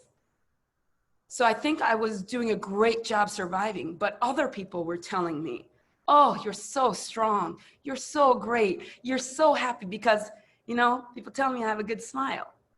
And it comes naturally, but some of that served as a mask. Hey, how are you doing? And inside I'm dying. So then I was just like, oh, let me just muscle through it yet again, because then it reinforces my ability to survive anything, any circumstance. But that doesn't really mean resilience. So I just want to have you check in with yourself, because these are some signs that we might be engaging in some of this, right? Are you hiding or masking your true feelings? And this isn't, you know, to go around, hi, how are you doing? And then telling everybody your whole life story. I'm not saying have poor boundaries, but I'm just saying, are you hiding and masking?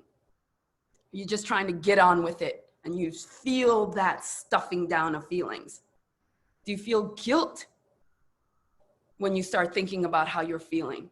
And you're like, oh, I used to go, oh, I shouldn't think about that because yeah, I am lucky. And there are kids who got stuck in Korea. And there are all the ways that I shouldn't feel the loss, that list of loss. So I would feel guilty for that, right? Are you the one who are minimizing people's experience with feel-good quotes? Are you the one trying to give people whose lives you couldn't possibly understand what they've gone through your perspective?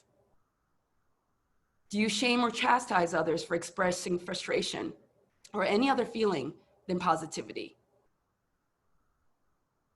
Are you the one who always says, it is what it is?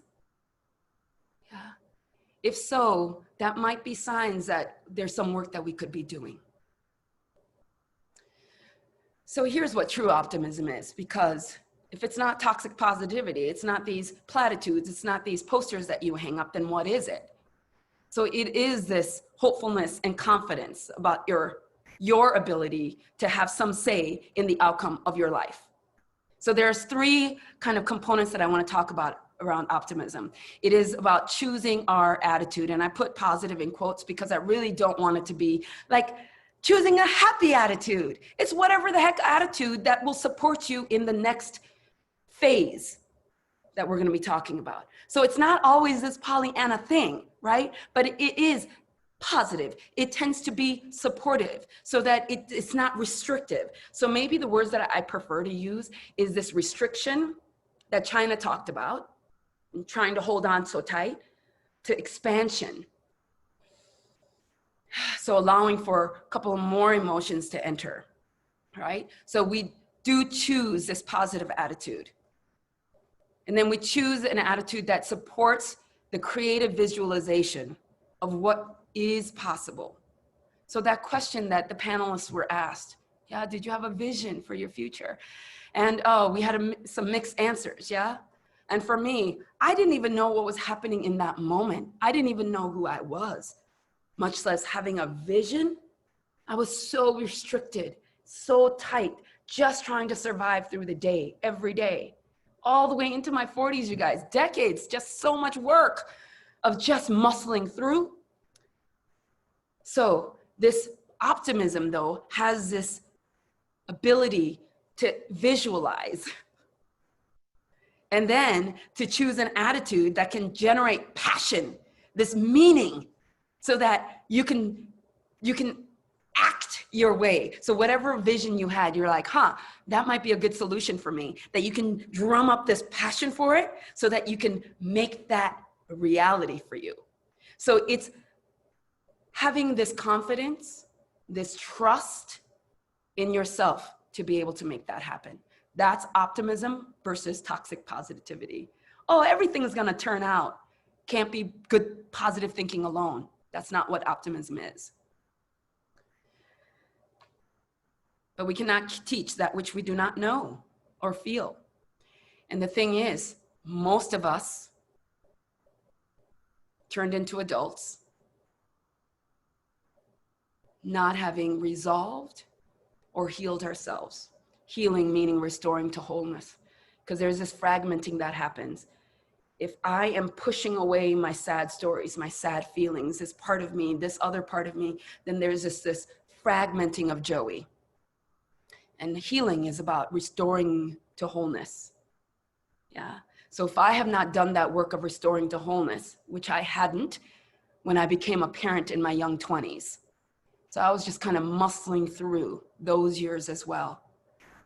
And I would go from suppression of my feeling to like straight up 100, yelling, cussing, carrying on like a lunatic, yeah? To shutting down, to explosion, to shutting down.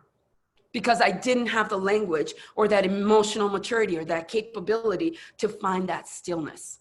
So if that's you, then we need to start with us first.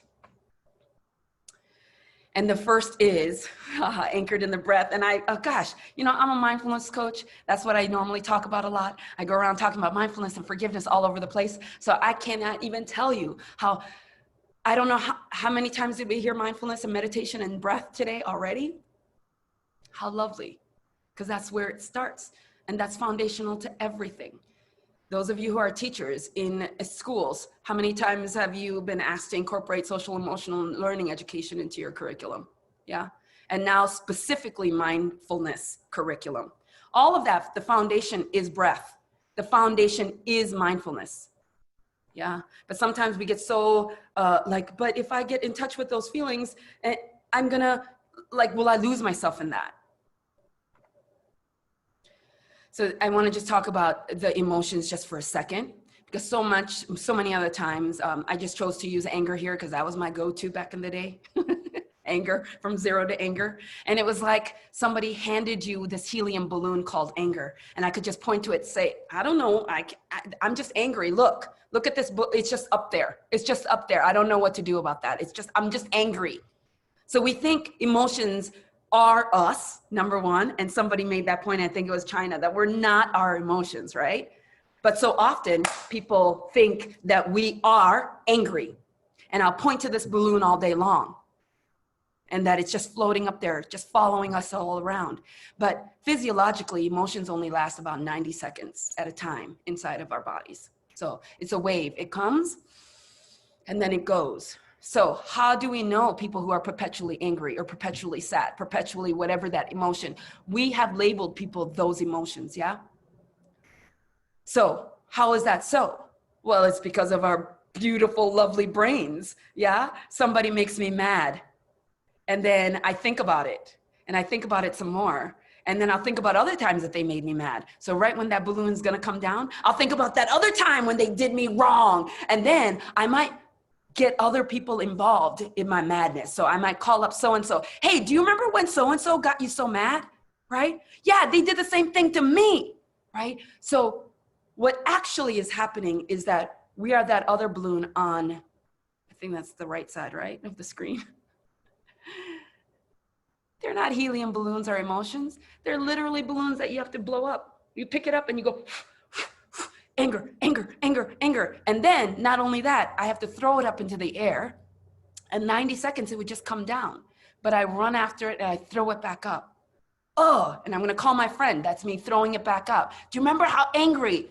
Remember how sad? Whatever the emotion is, if that is sustained, it's because I am doing physical work in my mind to keep it up. So when we find that stillness, we can address this. And right now, I would love for you to do this activity with me. So right now, in this moment, if you could just center yourself and get ready to count your breaths. I would love for you to count how many breaths that you take in 1 minute. I'm gonna time you. But here's the kind of breath that I'm interested in you taking. It's full, it's deep, it's complete with a full exhale. And if you could just pay a little bit of attention and bring your focus down to your belly button, about 2 fingers below your belly button, that spot. See if you can really relax that area, okay? And then you're gonna take that full inhale and exhale. And our goal is 5 to 6 breaths in that minute. So that's not short, fast breaths, right?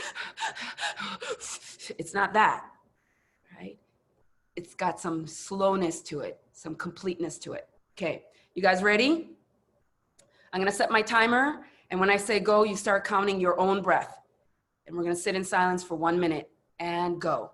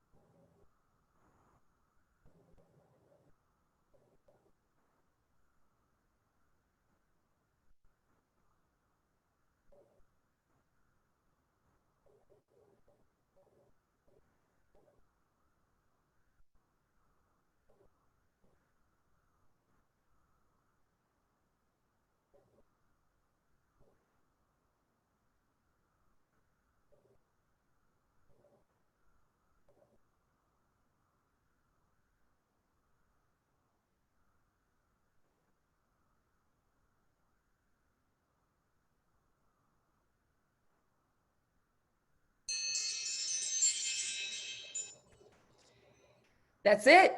How'd you guys do? I can't really see your chats right now, but I'd love to see you type in there how many breaths you got. So if you did 3 or 2, maybe you're holding your breath. We want to keep the breath continuous. If you did 5 or 6, right on, that's our target. If you got more than that, that's okay. You know your baseline. So the theory behind this is that when we're having that shallow breath, and when we're nervous, and when we're amped up, and when we're worked up for whatever reason, and some people's facades are really controlled, but yet you know that fire is going inside.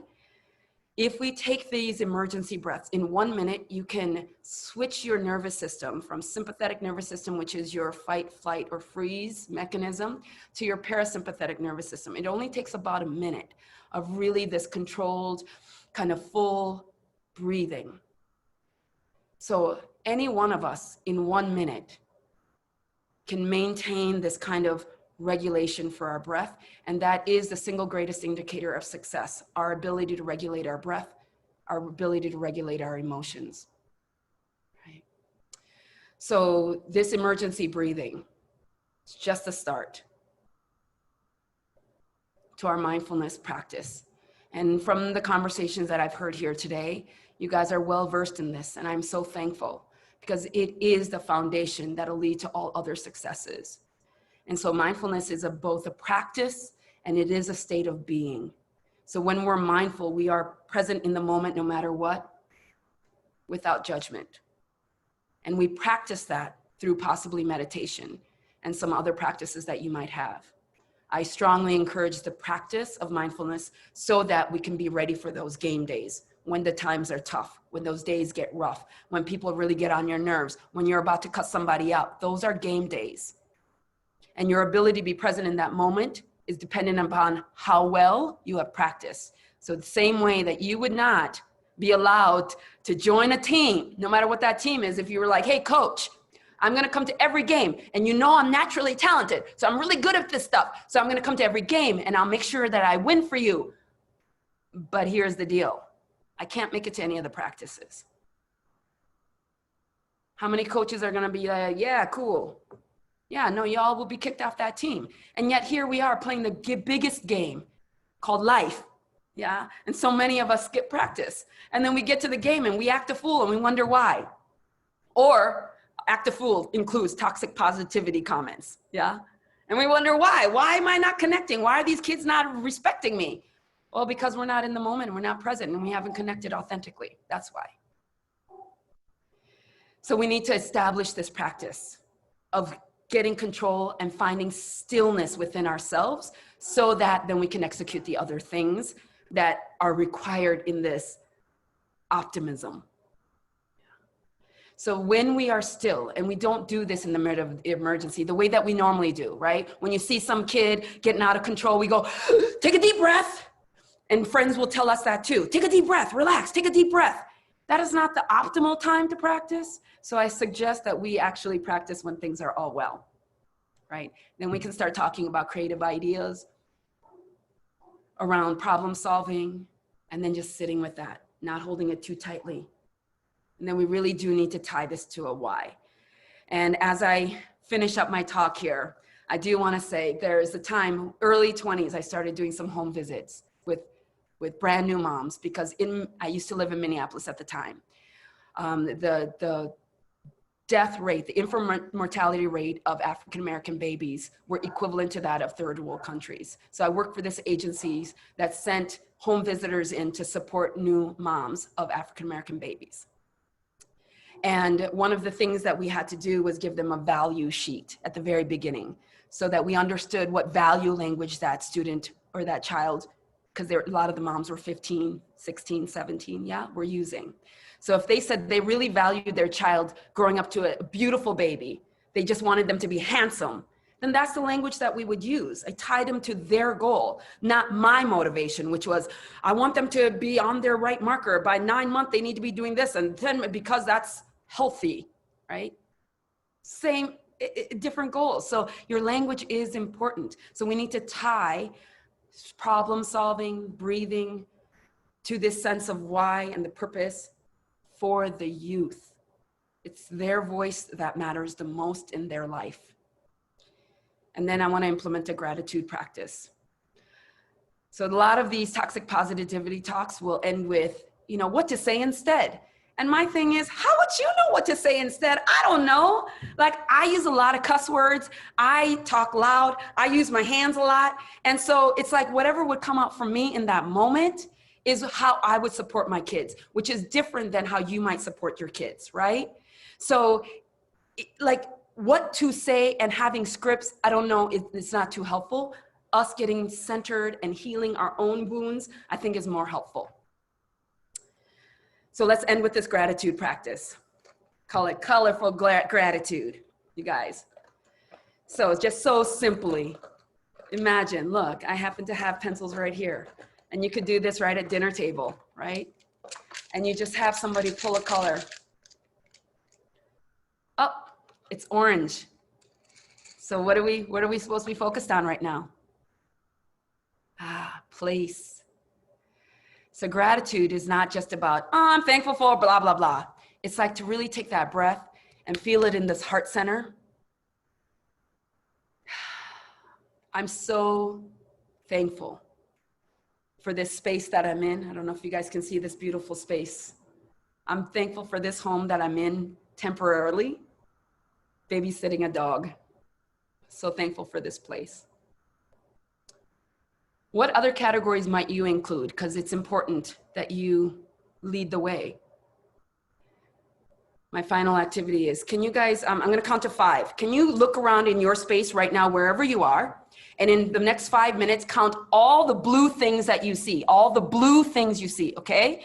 5 seconds, ready, go. 1, 2, 3, 4, 5. Great. How many purple things did you find?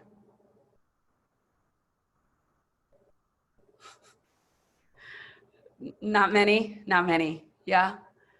Because you tend to find what you're looking for. So if you aren't instituting some sort of gratitude practice, then most likely you won't find it, right? So you could really get specific with the categories. What specific thing about this conference are you grateful for at this moment, right? Look for that. So here's my little cheat sheet, you guys. Genuine optimism strategies. Of course, it's grounded in mindfulness. That is where we start. I suggest you, just like we do emergency practices once a month, maybe on the 1st, 15th, and the 30th of the month, you institute an emergency breathing practice where your whole family does this or your whole classroom does this, right? So that you can kind of practice getting into that comfortable safety breathing. You can go ahead and grab a screenshot if this is helpful to you.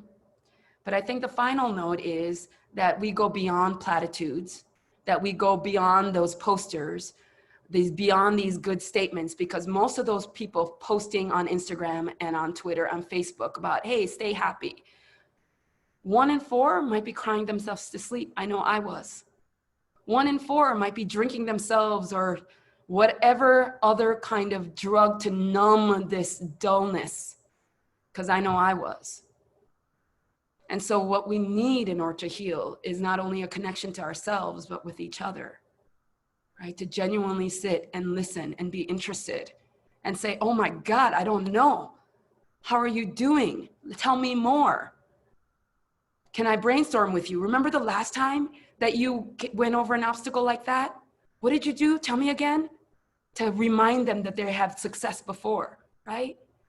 So that genuine connection, I don't know what it'll look like for you, but I know that I felt it in my heart space when I made the jump from being a survivalist to be truly being optimistic about my life. So you guys, thank you for your time and your presence and for this wonderful gathering. I really appreciate you. And please stay connected. I have workshops coming up. And it's on the website for both for youth and for you, because I did hear lots of talk about trauma, and that's what we talk about in mindful forgiveness and how do we undo this thing with our stories that cause us trauma. So I would love to see you guys again. Thank you so much.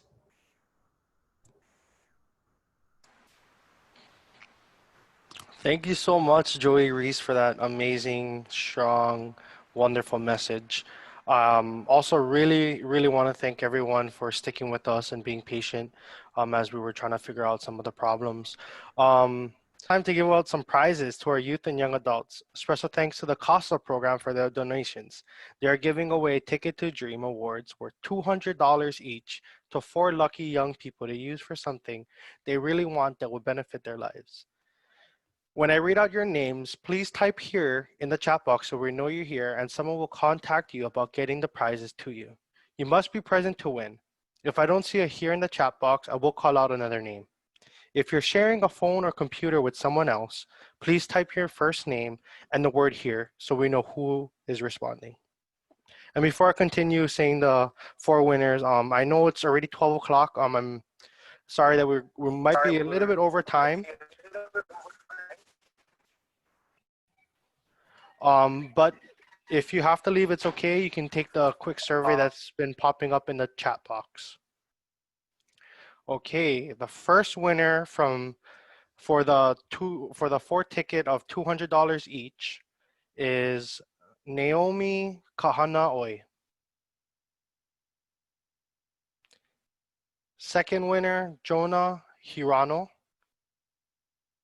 Third winner, Chance Ramanmao. And fourth, Devrin Bizarra.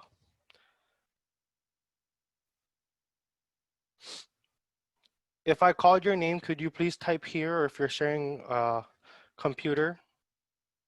Oh, thank you, Devrin. Chance, are you there, Chance, by any chance?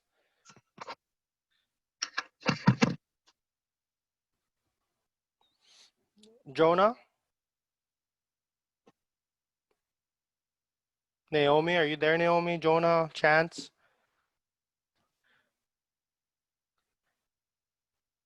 Yeah, if your name was called, please type here. I'll move on to the next people.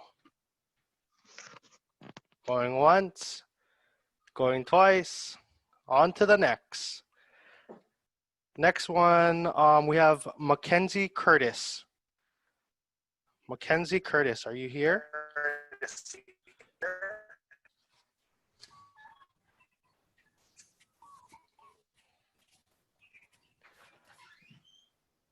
Oh, thank you, Mackenzie.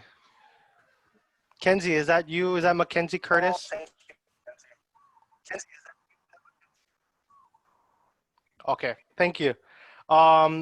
Next one we have Kyra Archangel. Sorry if I said that wrong. Kyra Archangel. Sorry if I said that wrong.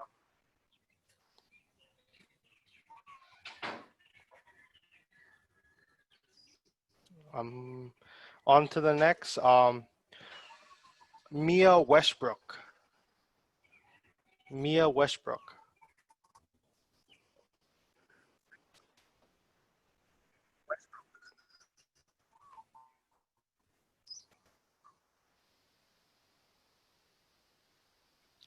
Okay, next one we have Kaena Taedana.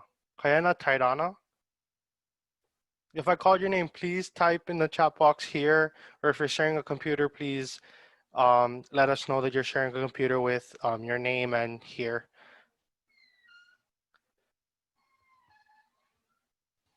Okay, next one, Naomi Cruz.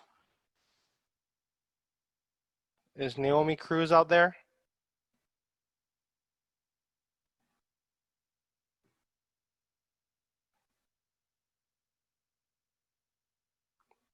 Okay, on to the next one, Jessica Estacio.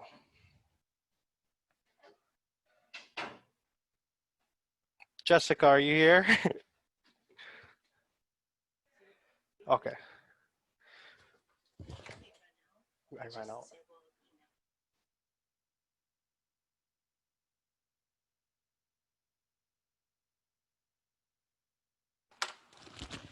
The next one I have is Roxy Thorin. Wait, did you get Jessica? She did say here. Yeah, I got hers. Okay, perfect. We have 4 winners. Congratulations to our winners. Yay. And congratulations. Okay, next so I've been waiting all morning to hear from this next speaker. Musician, Johnny Sweet.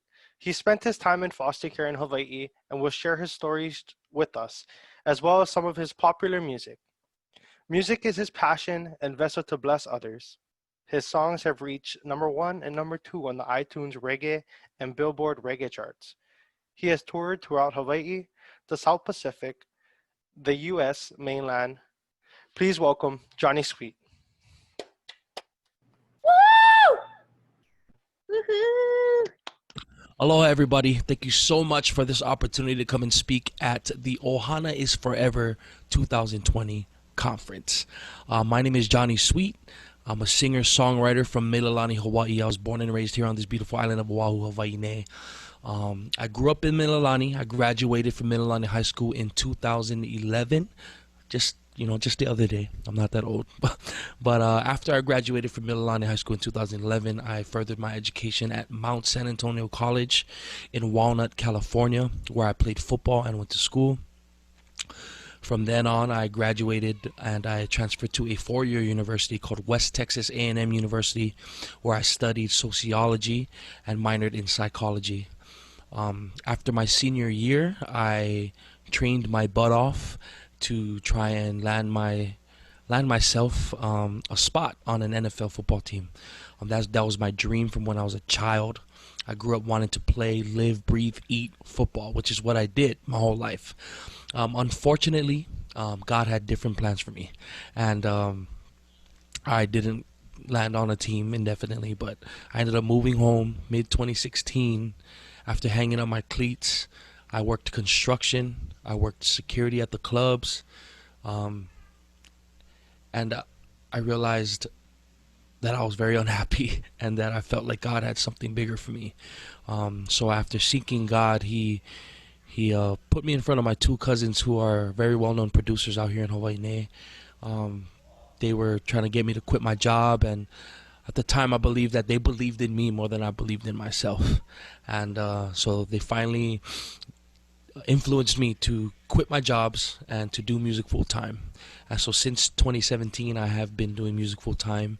I've been blessed with the opportunity to record with Grammy nominated producers, travel the world with Grammy nominated artists such as Maoli, going on tour with them, singing background vocals with the legendary Fiji, someone who has a very big impact on my life. It's beyond the music. That dude is like an older brother to me, an uncle, and he has definitely helped me along with other artists to get to where we're at today.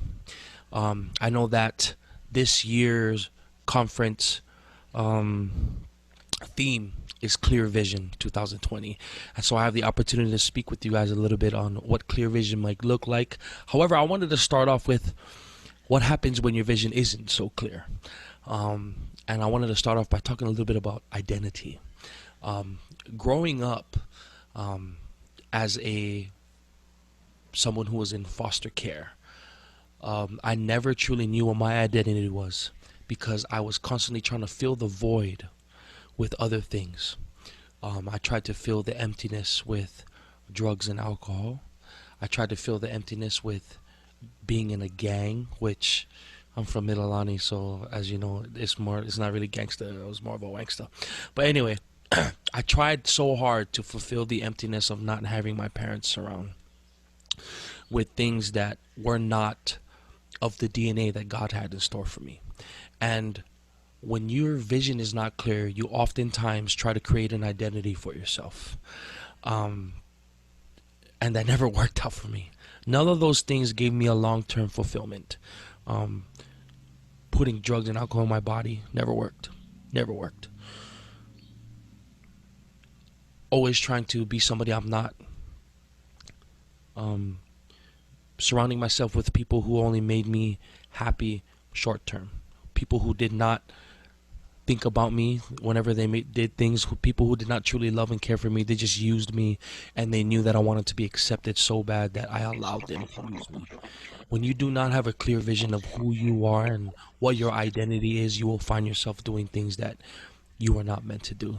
And I wanted to share a little bit of scripture for you guys, because this is truly what has helped me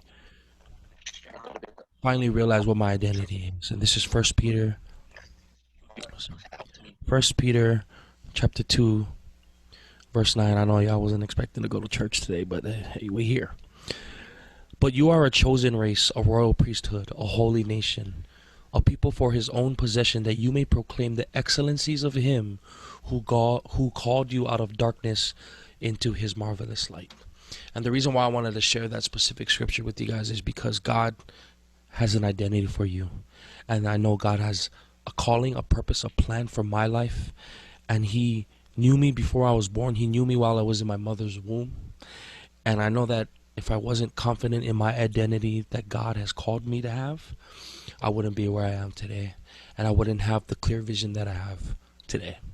I also wanted to speak about trusting in God whenever things may not be clear. I know a lot of times, especially at a young age, you might not know what you want to do with your life. You might not know what the future holds for you.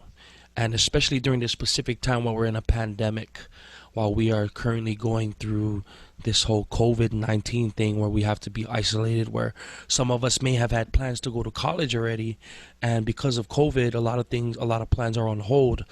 As for me, I had 2 tours set up for this year, and I was extremely excited to go and use the gift that God gave me and share it with the world. However, because of this COVID thing, it was put on hold and it was postponed, and we really just don't even know when it's going to happen. And one of the things I wanted to talk to you guys about is when things happen like this, it's very important that you cling onto God harder than you ever did before, that you trust in the plan that he has for you, even if you might not truly see what that plan is right now. And right now it's crazy out there. There are people doing crazy things, rioting and whatever, because of all the injustices that are going on. Plus you have COVID going on. It is important that when you are going through these things that you cling onto God and you trust him more than ever. I know it sounds super Christianese. I know it sounds like, those things that Christians say when you're walking on the street. Have faith, trust in the Lord. Do not allow the stigma of these cliche sayings make you believe it any less, because I can assure you right now, if I didn't cling on to God in his faith, I could have gone crazy with everybody else as well. And I wanted to share one more scripture with you guys, and this is Matthew 14:24-32. Some of you may be very familiar with this certain story in the Bible, and it's about when Jesus was walking on the water. So and in the 4th watch of the night he came to them walking on the sea. But when the disciples saw him walking on the sea, they were terrified and said, "It is a ghost," and they cried out in fear. But immediately Jesus spoke to them, saying, "Take heart, it is I. Do not be afraid." And Peter answered him, "Lord, if it is you, command me to come to you on the water." He said, "Come." So Peter got out of the boat and walked on the water and came to Jesus. But when he saw the wind and the waves, he was afraid and began to sink. He cried out, "Lord, save me." Jesus immediately reached out his hand and took hold of him, saying to him, "O you of little faith, why did you doubt?" A wise man, my pastor, Mike Kai, often says to us, you are either going through a storm, coming out of a storm, or heading to a storm. And it is very important that when you are doing any of those 3, that you are leaning onto God, that you are hanging out with people who love God and who love you for you, that you are listening to the right things, that you are being prepared for these crazy moments that are going on in your life, and that you are staying prayed up. Every time I'm headed to a storm, or I'm going through a storm, or I'm coming out of a storm, I am always making sure that I'm surrounding myself with people who are telling me the right things. It is extremely easy for us to be influenced the wrong way when we are in when crazy times like this during this pandemic. And I wanted to share that excerpt from the scripture, because during this time, some of us might have come into this season of craziness trusting God. And then we see all the crazy stuff going on, and then we're influenced to not trust God, but to trust them, to trust what the media has to say. And that's kind of like what happened with Peter. He trusted God, he walked on the water, and as soon as he saw all the crazy stuff, the waves and the strong winds, he started to lose faith. And every single one of us are guilty of that. But it is never too late. And you got to cling onto God's hand and have faith, especially throughout this crazy times, because nobody will ever have it back like he did. I know that you guys weren't expecting to come to this conference and maybe have somebody speak with a Bible, but this is all I know. And that's what my identity is. My identity lies in Christ. And because of that, I am able to have clear vision. And even when I do not have clear vision, because let's be real now, I may talk about God, but I'm human and I fall short on an everyday basis. However, I know that whenever I don't have clear vision, I do receive clarity whenever I am clinging onto God and seeking after the direction that he has for my life. I hope that I'm glad I get to impart that to you guys listening to this, and I hope that you get something out of it. I hope you leave encouraged, uplifted, and that you feel better. Love you guys so much. Thank you guys once again. My name is Johnny Sweet, and it is an honor to share this with all of you. Congratulations to every single one of you. Have a great rest of your week. Aloha. All right. Now that we got the hard part out of the way, It's time to jam some music for you guys. You guys got your dancing shoes and some room in your living room, your kitchen, your bathroom, your garage, or wherever you're watching this. Tie them shoes on, and let's get to boogie on down. Let's go. 1, 2, 3, 4.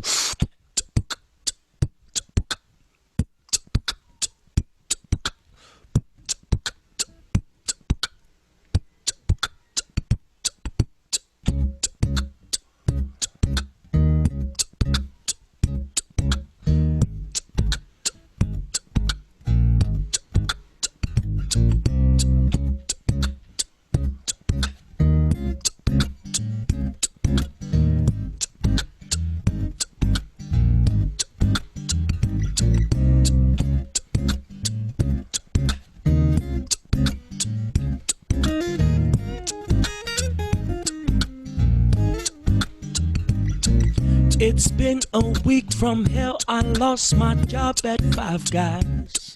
My girl, she kicked me out. She thinks I'm lame. Maybe she's got a point. Who gets the shack from Five Guys? She thinks I'm so incapable of change. Well, I can get back on my feet, give you what you need. Take time to make time. Yeah, I can stop procrastinating. Oh, be a little more prepared, show you that I can. I love you, I swear, yeah. Oh, yeah. So tell me, if I wasn't broke, would you spend more time with me like you said you do?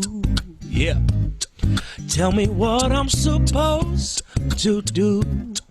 'Cause the only thing I need is to be loved by you.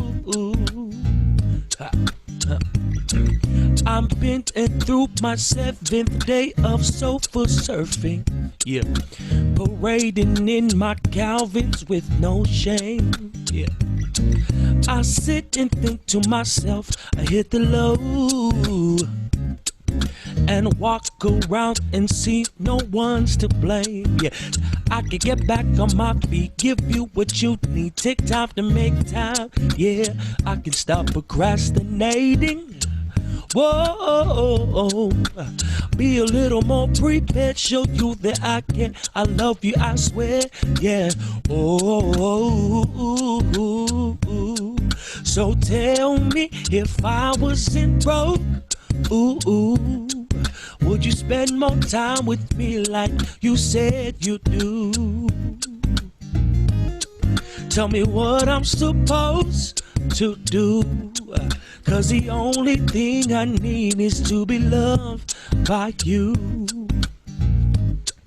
If I wasn't broke, would you spend more time with me like you said you do? Yeah, some soul music for you guys. That song is called Broke by Sam Henshaw. Even though I'm an island reggae artist, I listen to every single genre, from country to R&B to hip-hop to soul music. Sam Henshaw is one of my favorite soul artists. But I'm going to jam some country music. Song by Coffee Anderson. It's one of my favorite country songs. It goes like this.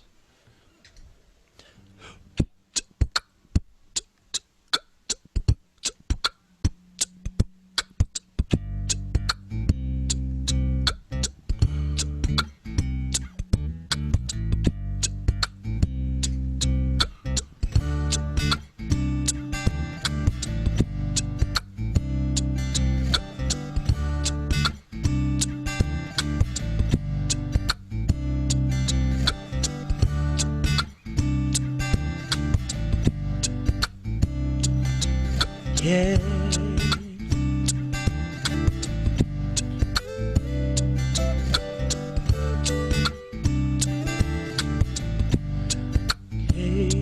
Yeah.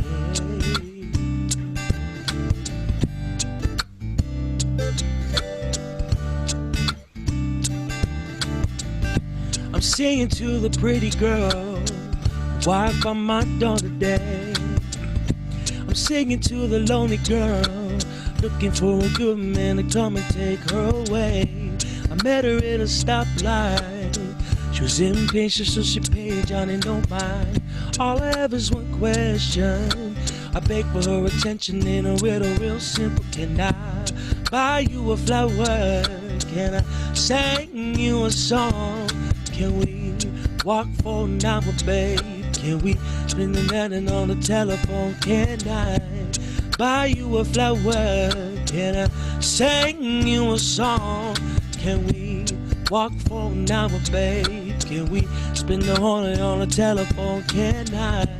Can I? Can I?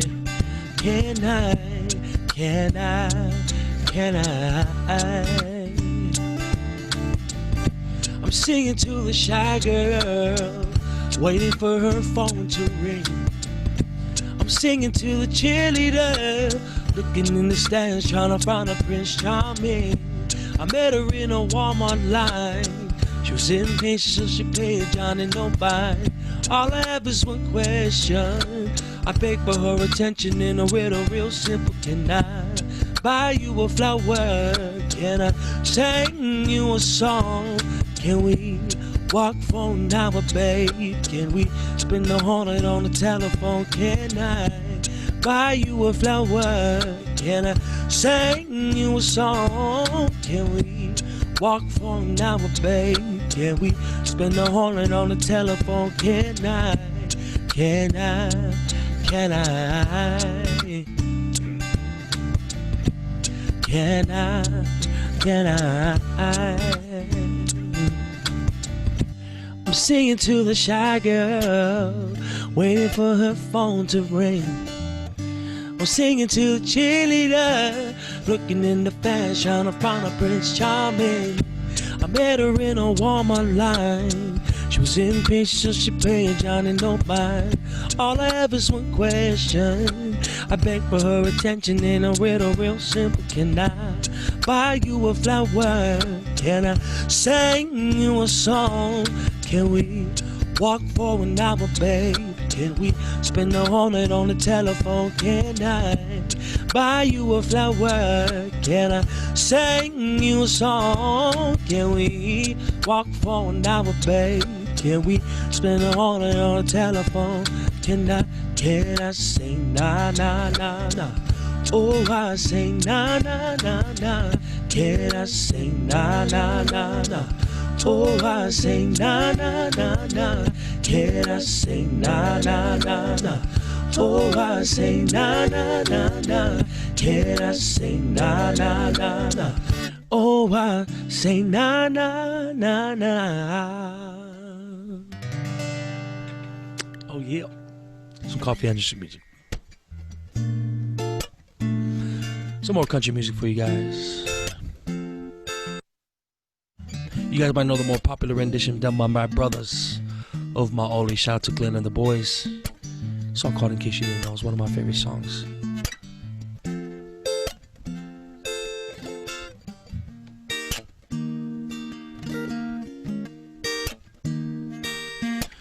I can't count the times almost said what's on my mind, but I didn't.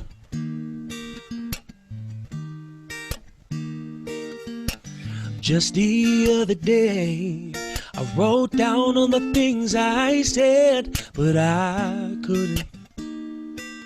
I just couldn't. Baby, I know that you've been wondering. Oh, but here goes nothing. In case you didn't know, baby, I'm crazy about you. I could be lying if I said that I could live my life without you. And even though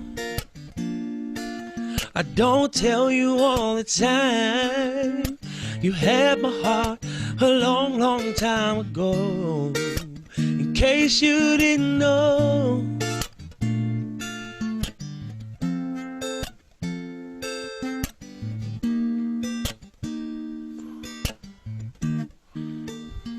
The way you look tonight, that second glass of wine, that did it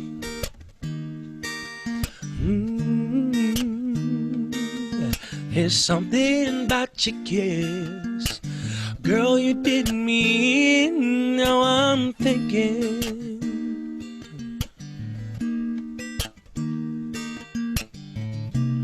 one of the things that I've been searching,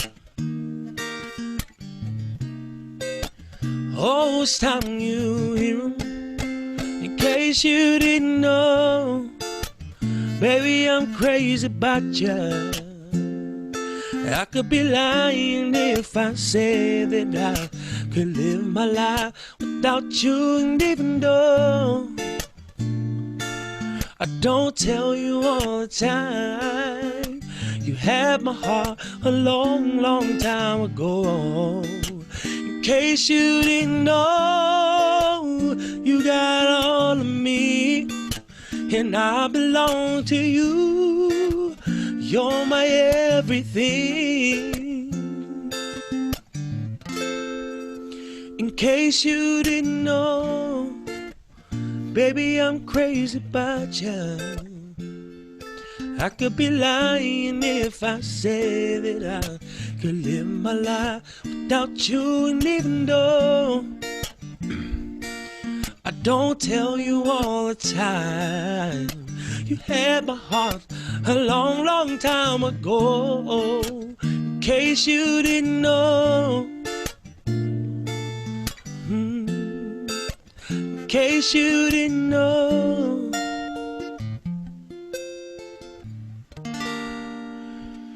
in case you didn't know.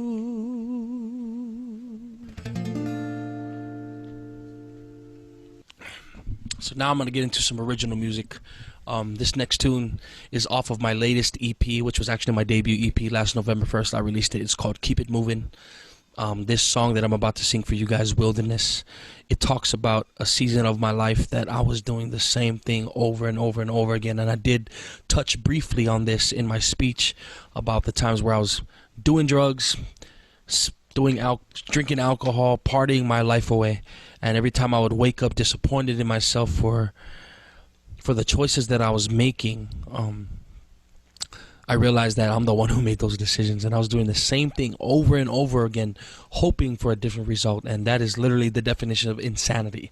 So I was going insane, knowing all along that the answer was God, knowing all along that if I was to seek after God and the direction He wants for my life, I would probably no longer be living that life.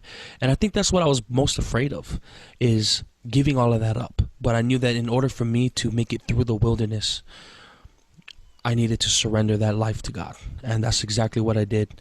And I hope you are uplifted and encouraged by this song, that no matter what, it's never too late to turn to God.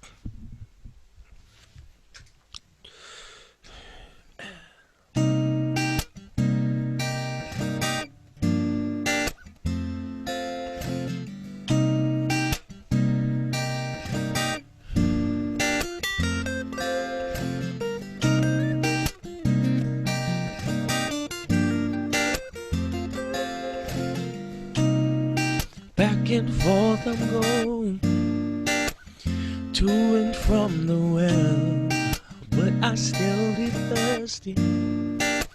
My cup was never filled. I was running far and wide, taking all the wrong strides, going in circles, and there is no end. I always knew the answer, never followed through, tried to do it my own way. See, the beauty of it all is that it's never too late. If the sand hit the bottom of the glass, don't mean the time is up. Though some may say it's over, but if you lean onto the truth, we can make our way out, a way out. If the sand hit the bottom of the glass, don't mean the time is up. Though some may say it's over, but if you lean onto the truth, we can make our way out, a way out of the wilderness, a way out of the wilderness. Yeah, yeah, yeah. Oh, like a wounded soldier, Through the pain you still gotta push. But I realized that I don't have to fight alone. I was in a time of need, so humbled at my knees, but I kept on pushing. This war ain't gonna win itself. I always knew the answer, never followed through. Tried to do it my own way.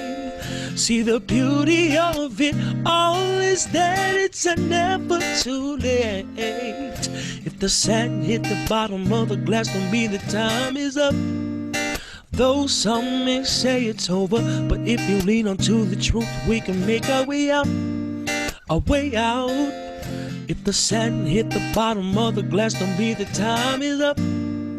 Though some may say it's over, but if you lean onto the truth, we can make our way out of the wilderness.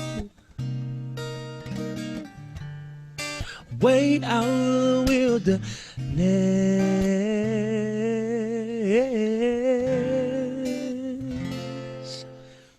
I got one more song for you guys. It's a song called Thank You. It's my most popular single that I released back in 2018 as well. I wrote this song to show the gratitude and appreciation that I have for my support system. Specifically, I wrote this about my girlfriend Becca, my cousin Clandon, who also produces my music and manages me. But those two people who have been there for me since day one. And this song is also for everybody who has been in my support system from day one.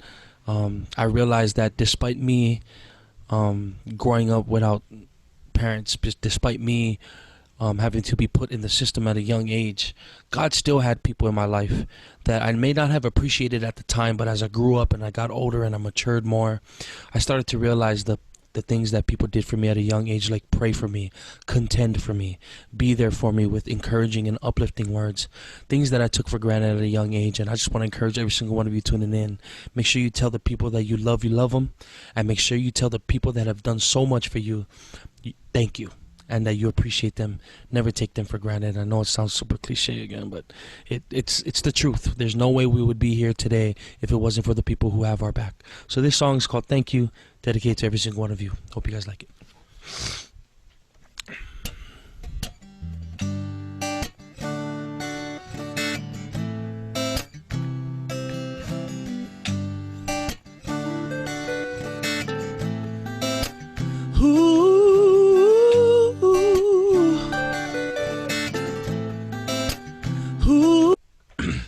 Forgot to press the other button.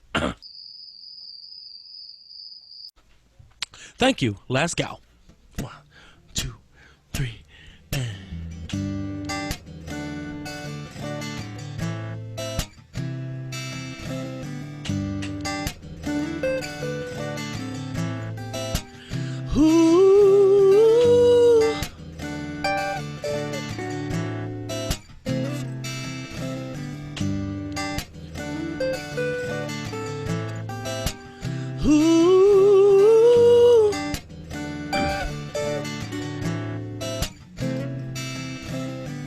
when I say I love you, I mean it more than you understand. You are in its truest form. You are my best friend. Every time I felt I've lost, you remind me that I have won. You bring me at ease and you make me feel like the storm is gone. We've been broken down almost from the ground together. Found out again in the midst of pain. Held me through it all. But thank you for being my person. Your arms wide open, helping me to love again. Thank you for being my shoulder, listening closer, trusting you with everything. This journey ain't easy, so I'm grateful you're down the ride. I've fallen many times and not once have you left my side. 'Cause you know me better than I know myself. always putting others before yourself.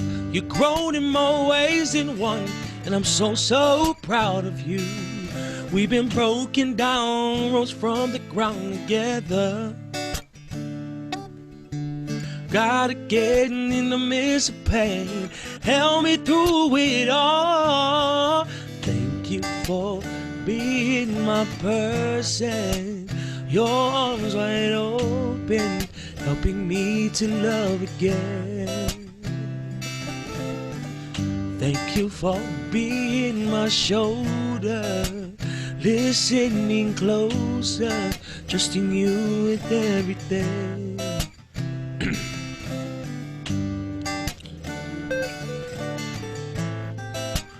Ooh.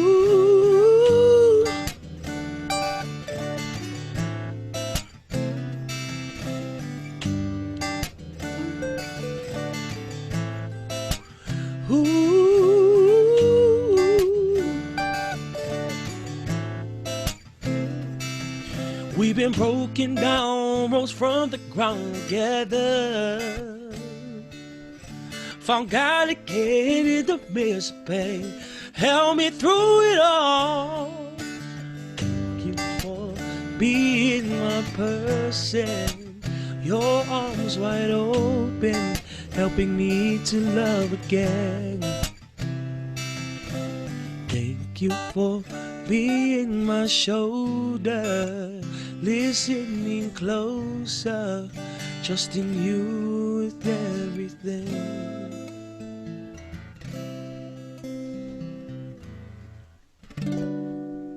Thank you guys.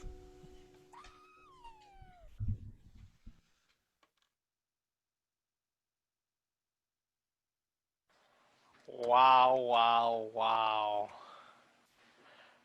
Wow. That was amazing, wasn't it? Everybody can hear me correct? Everybody can hear me good? Yeah. Yes, you sound great. Okay. Can't believe we're at the end of our virtual Ohana is Forever conference. We'd like to thank the following for making this conference possible. Family Courts Court Improvement Program, Department of Human Services, Child Welfare Services, Epic Ohana, Family Programs Hawaii, Halekipa, Victoria S. and Bradley L. Geist Foundation, Friends of CASA, everyone who worked hard on this conference, and all of you who attended today. Thank you all for joining us today. We hope that you learned something new or were inspired with the vision of hope to better serve in Malama Arkiki and young people. I'd like to ask for you to turn on your cameras and unmute yourselves one more time and give a big round of applause for our first virtual Ohana is Forever. Good job, Ehu. Good job, everyone. Thank you for your patience. Good job, everyone. Good job, everyone. Good job. Awesome.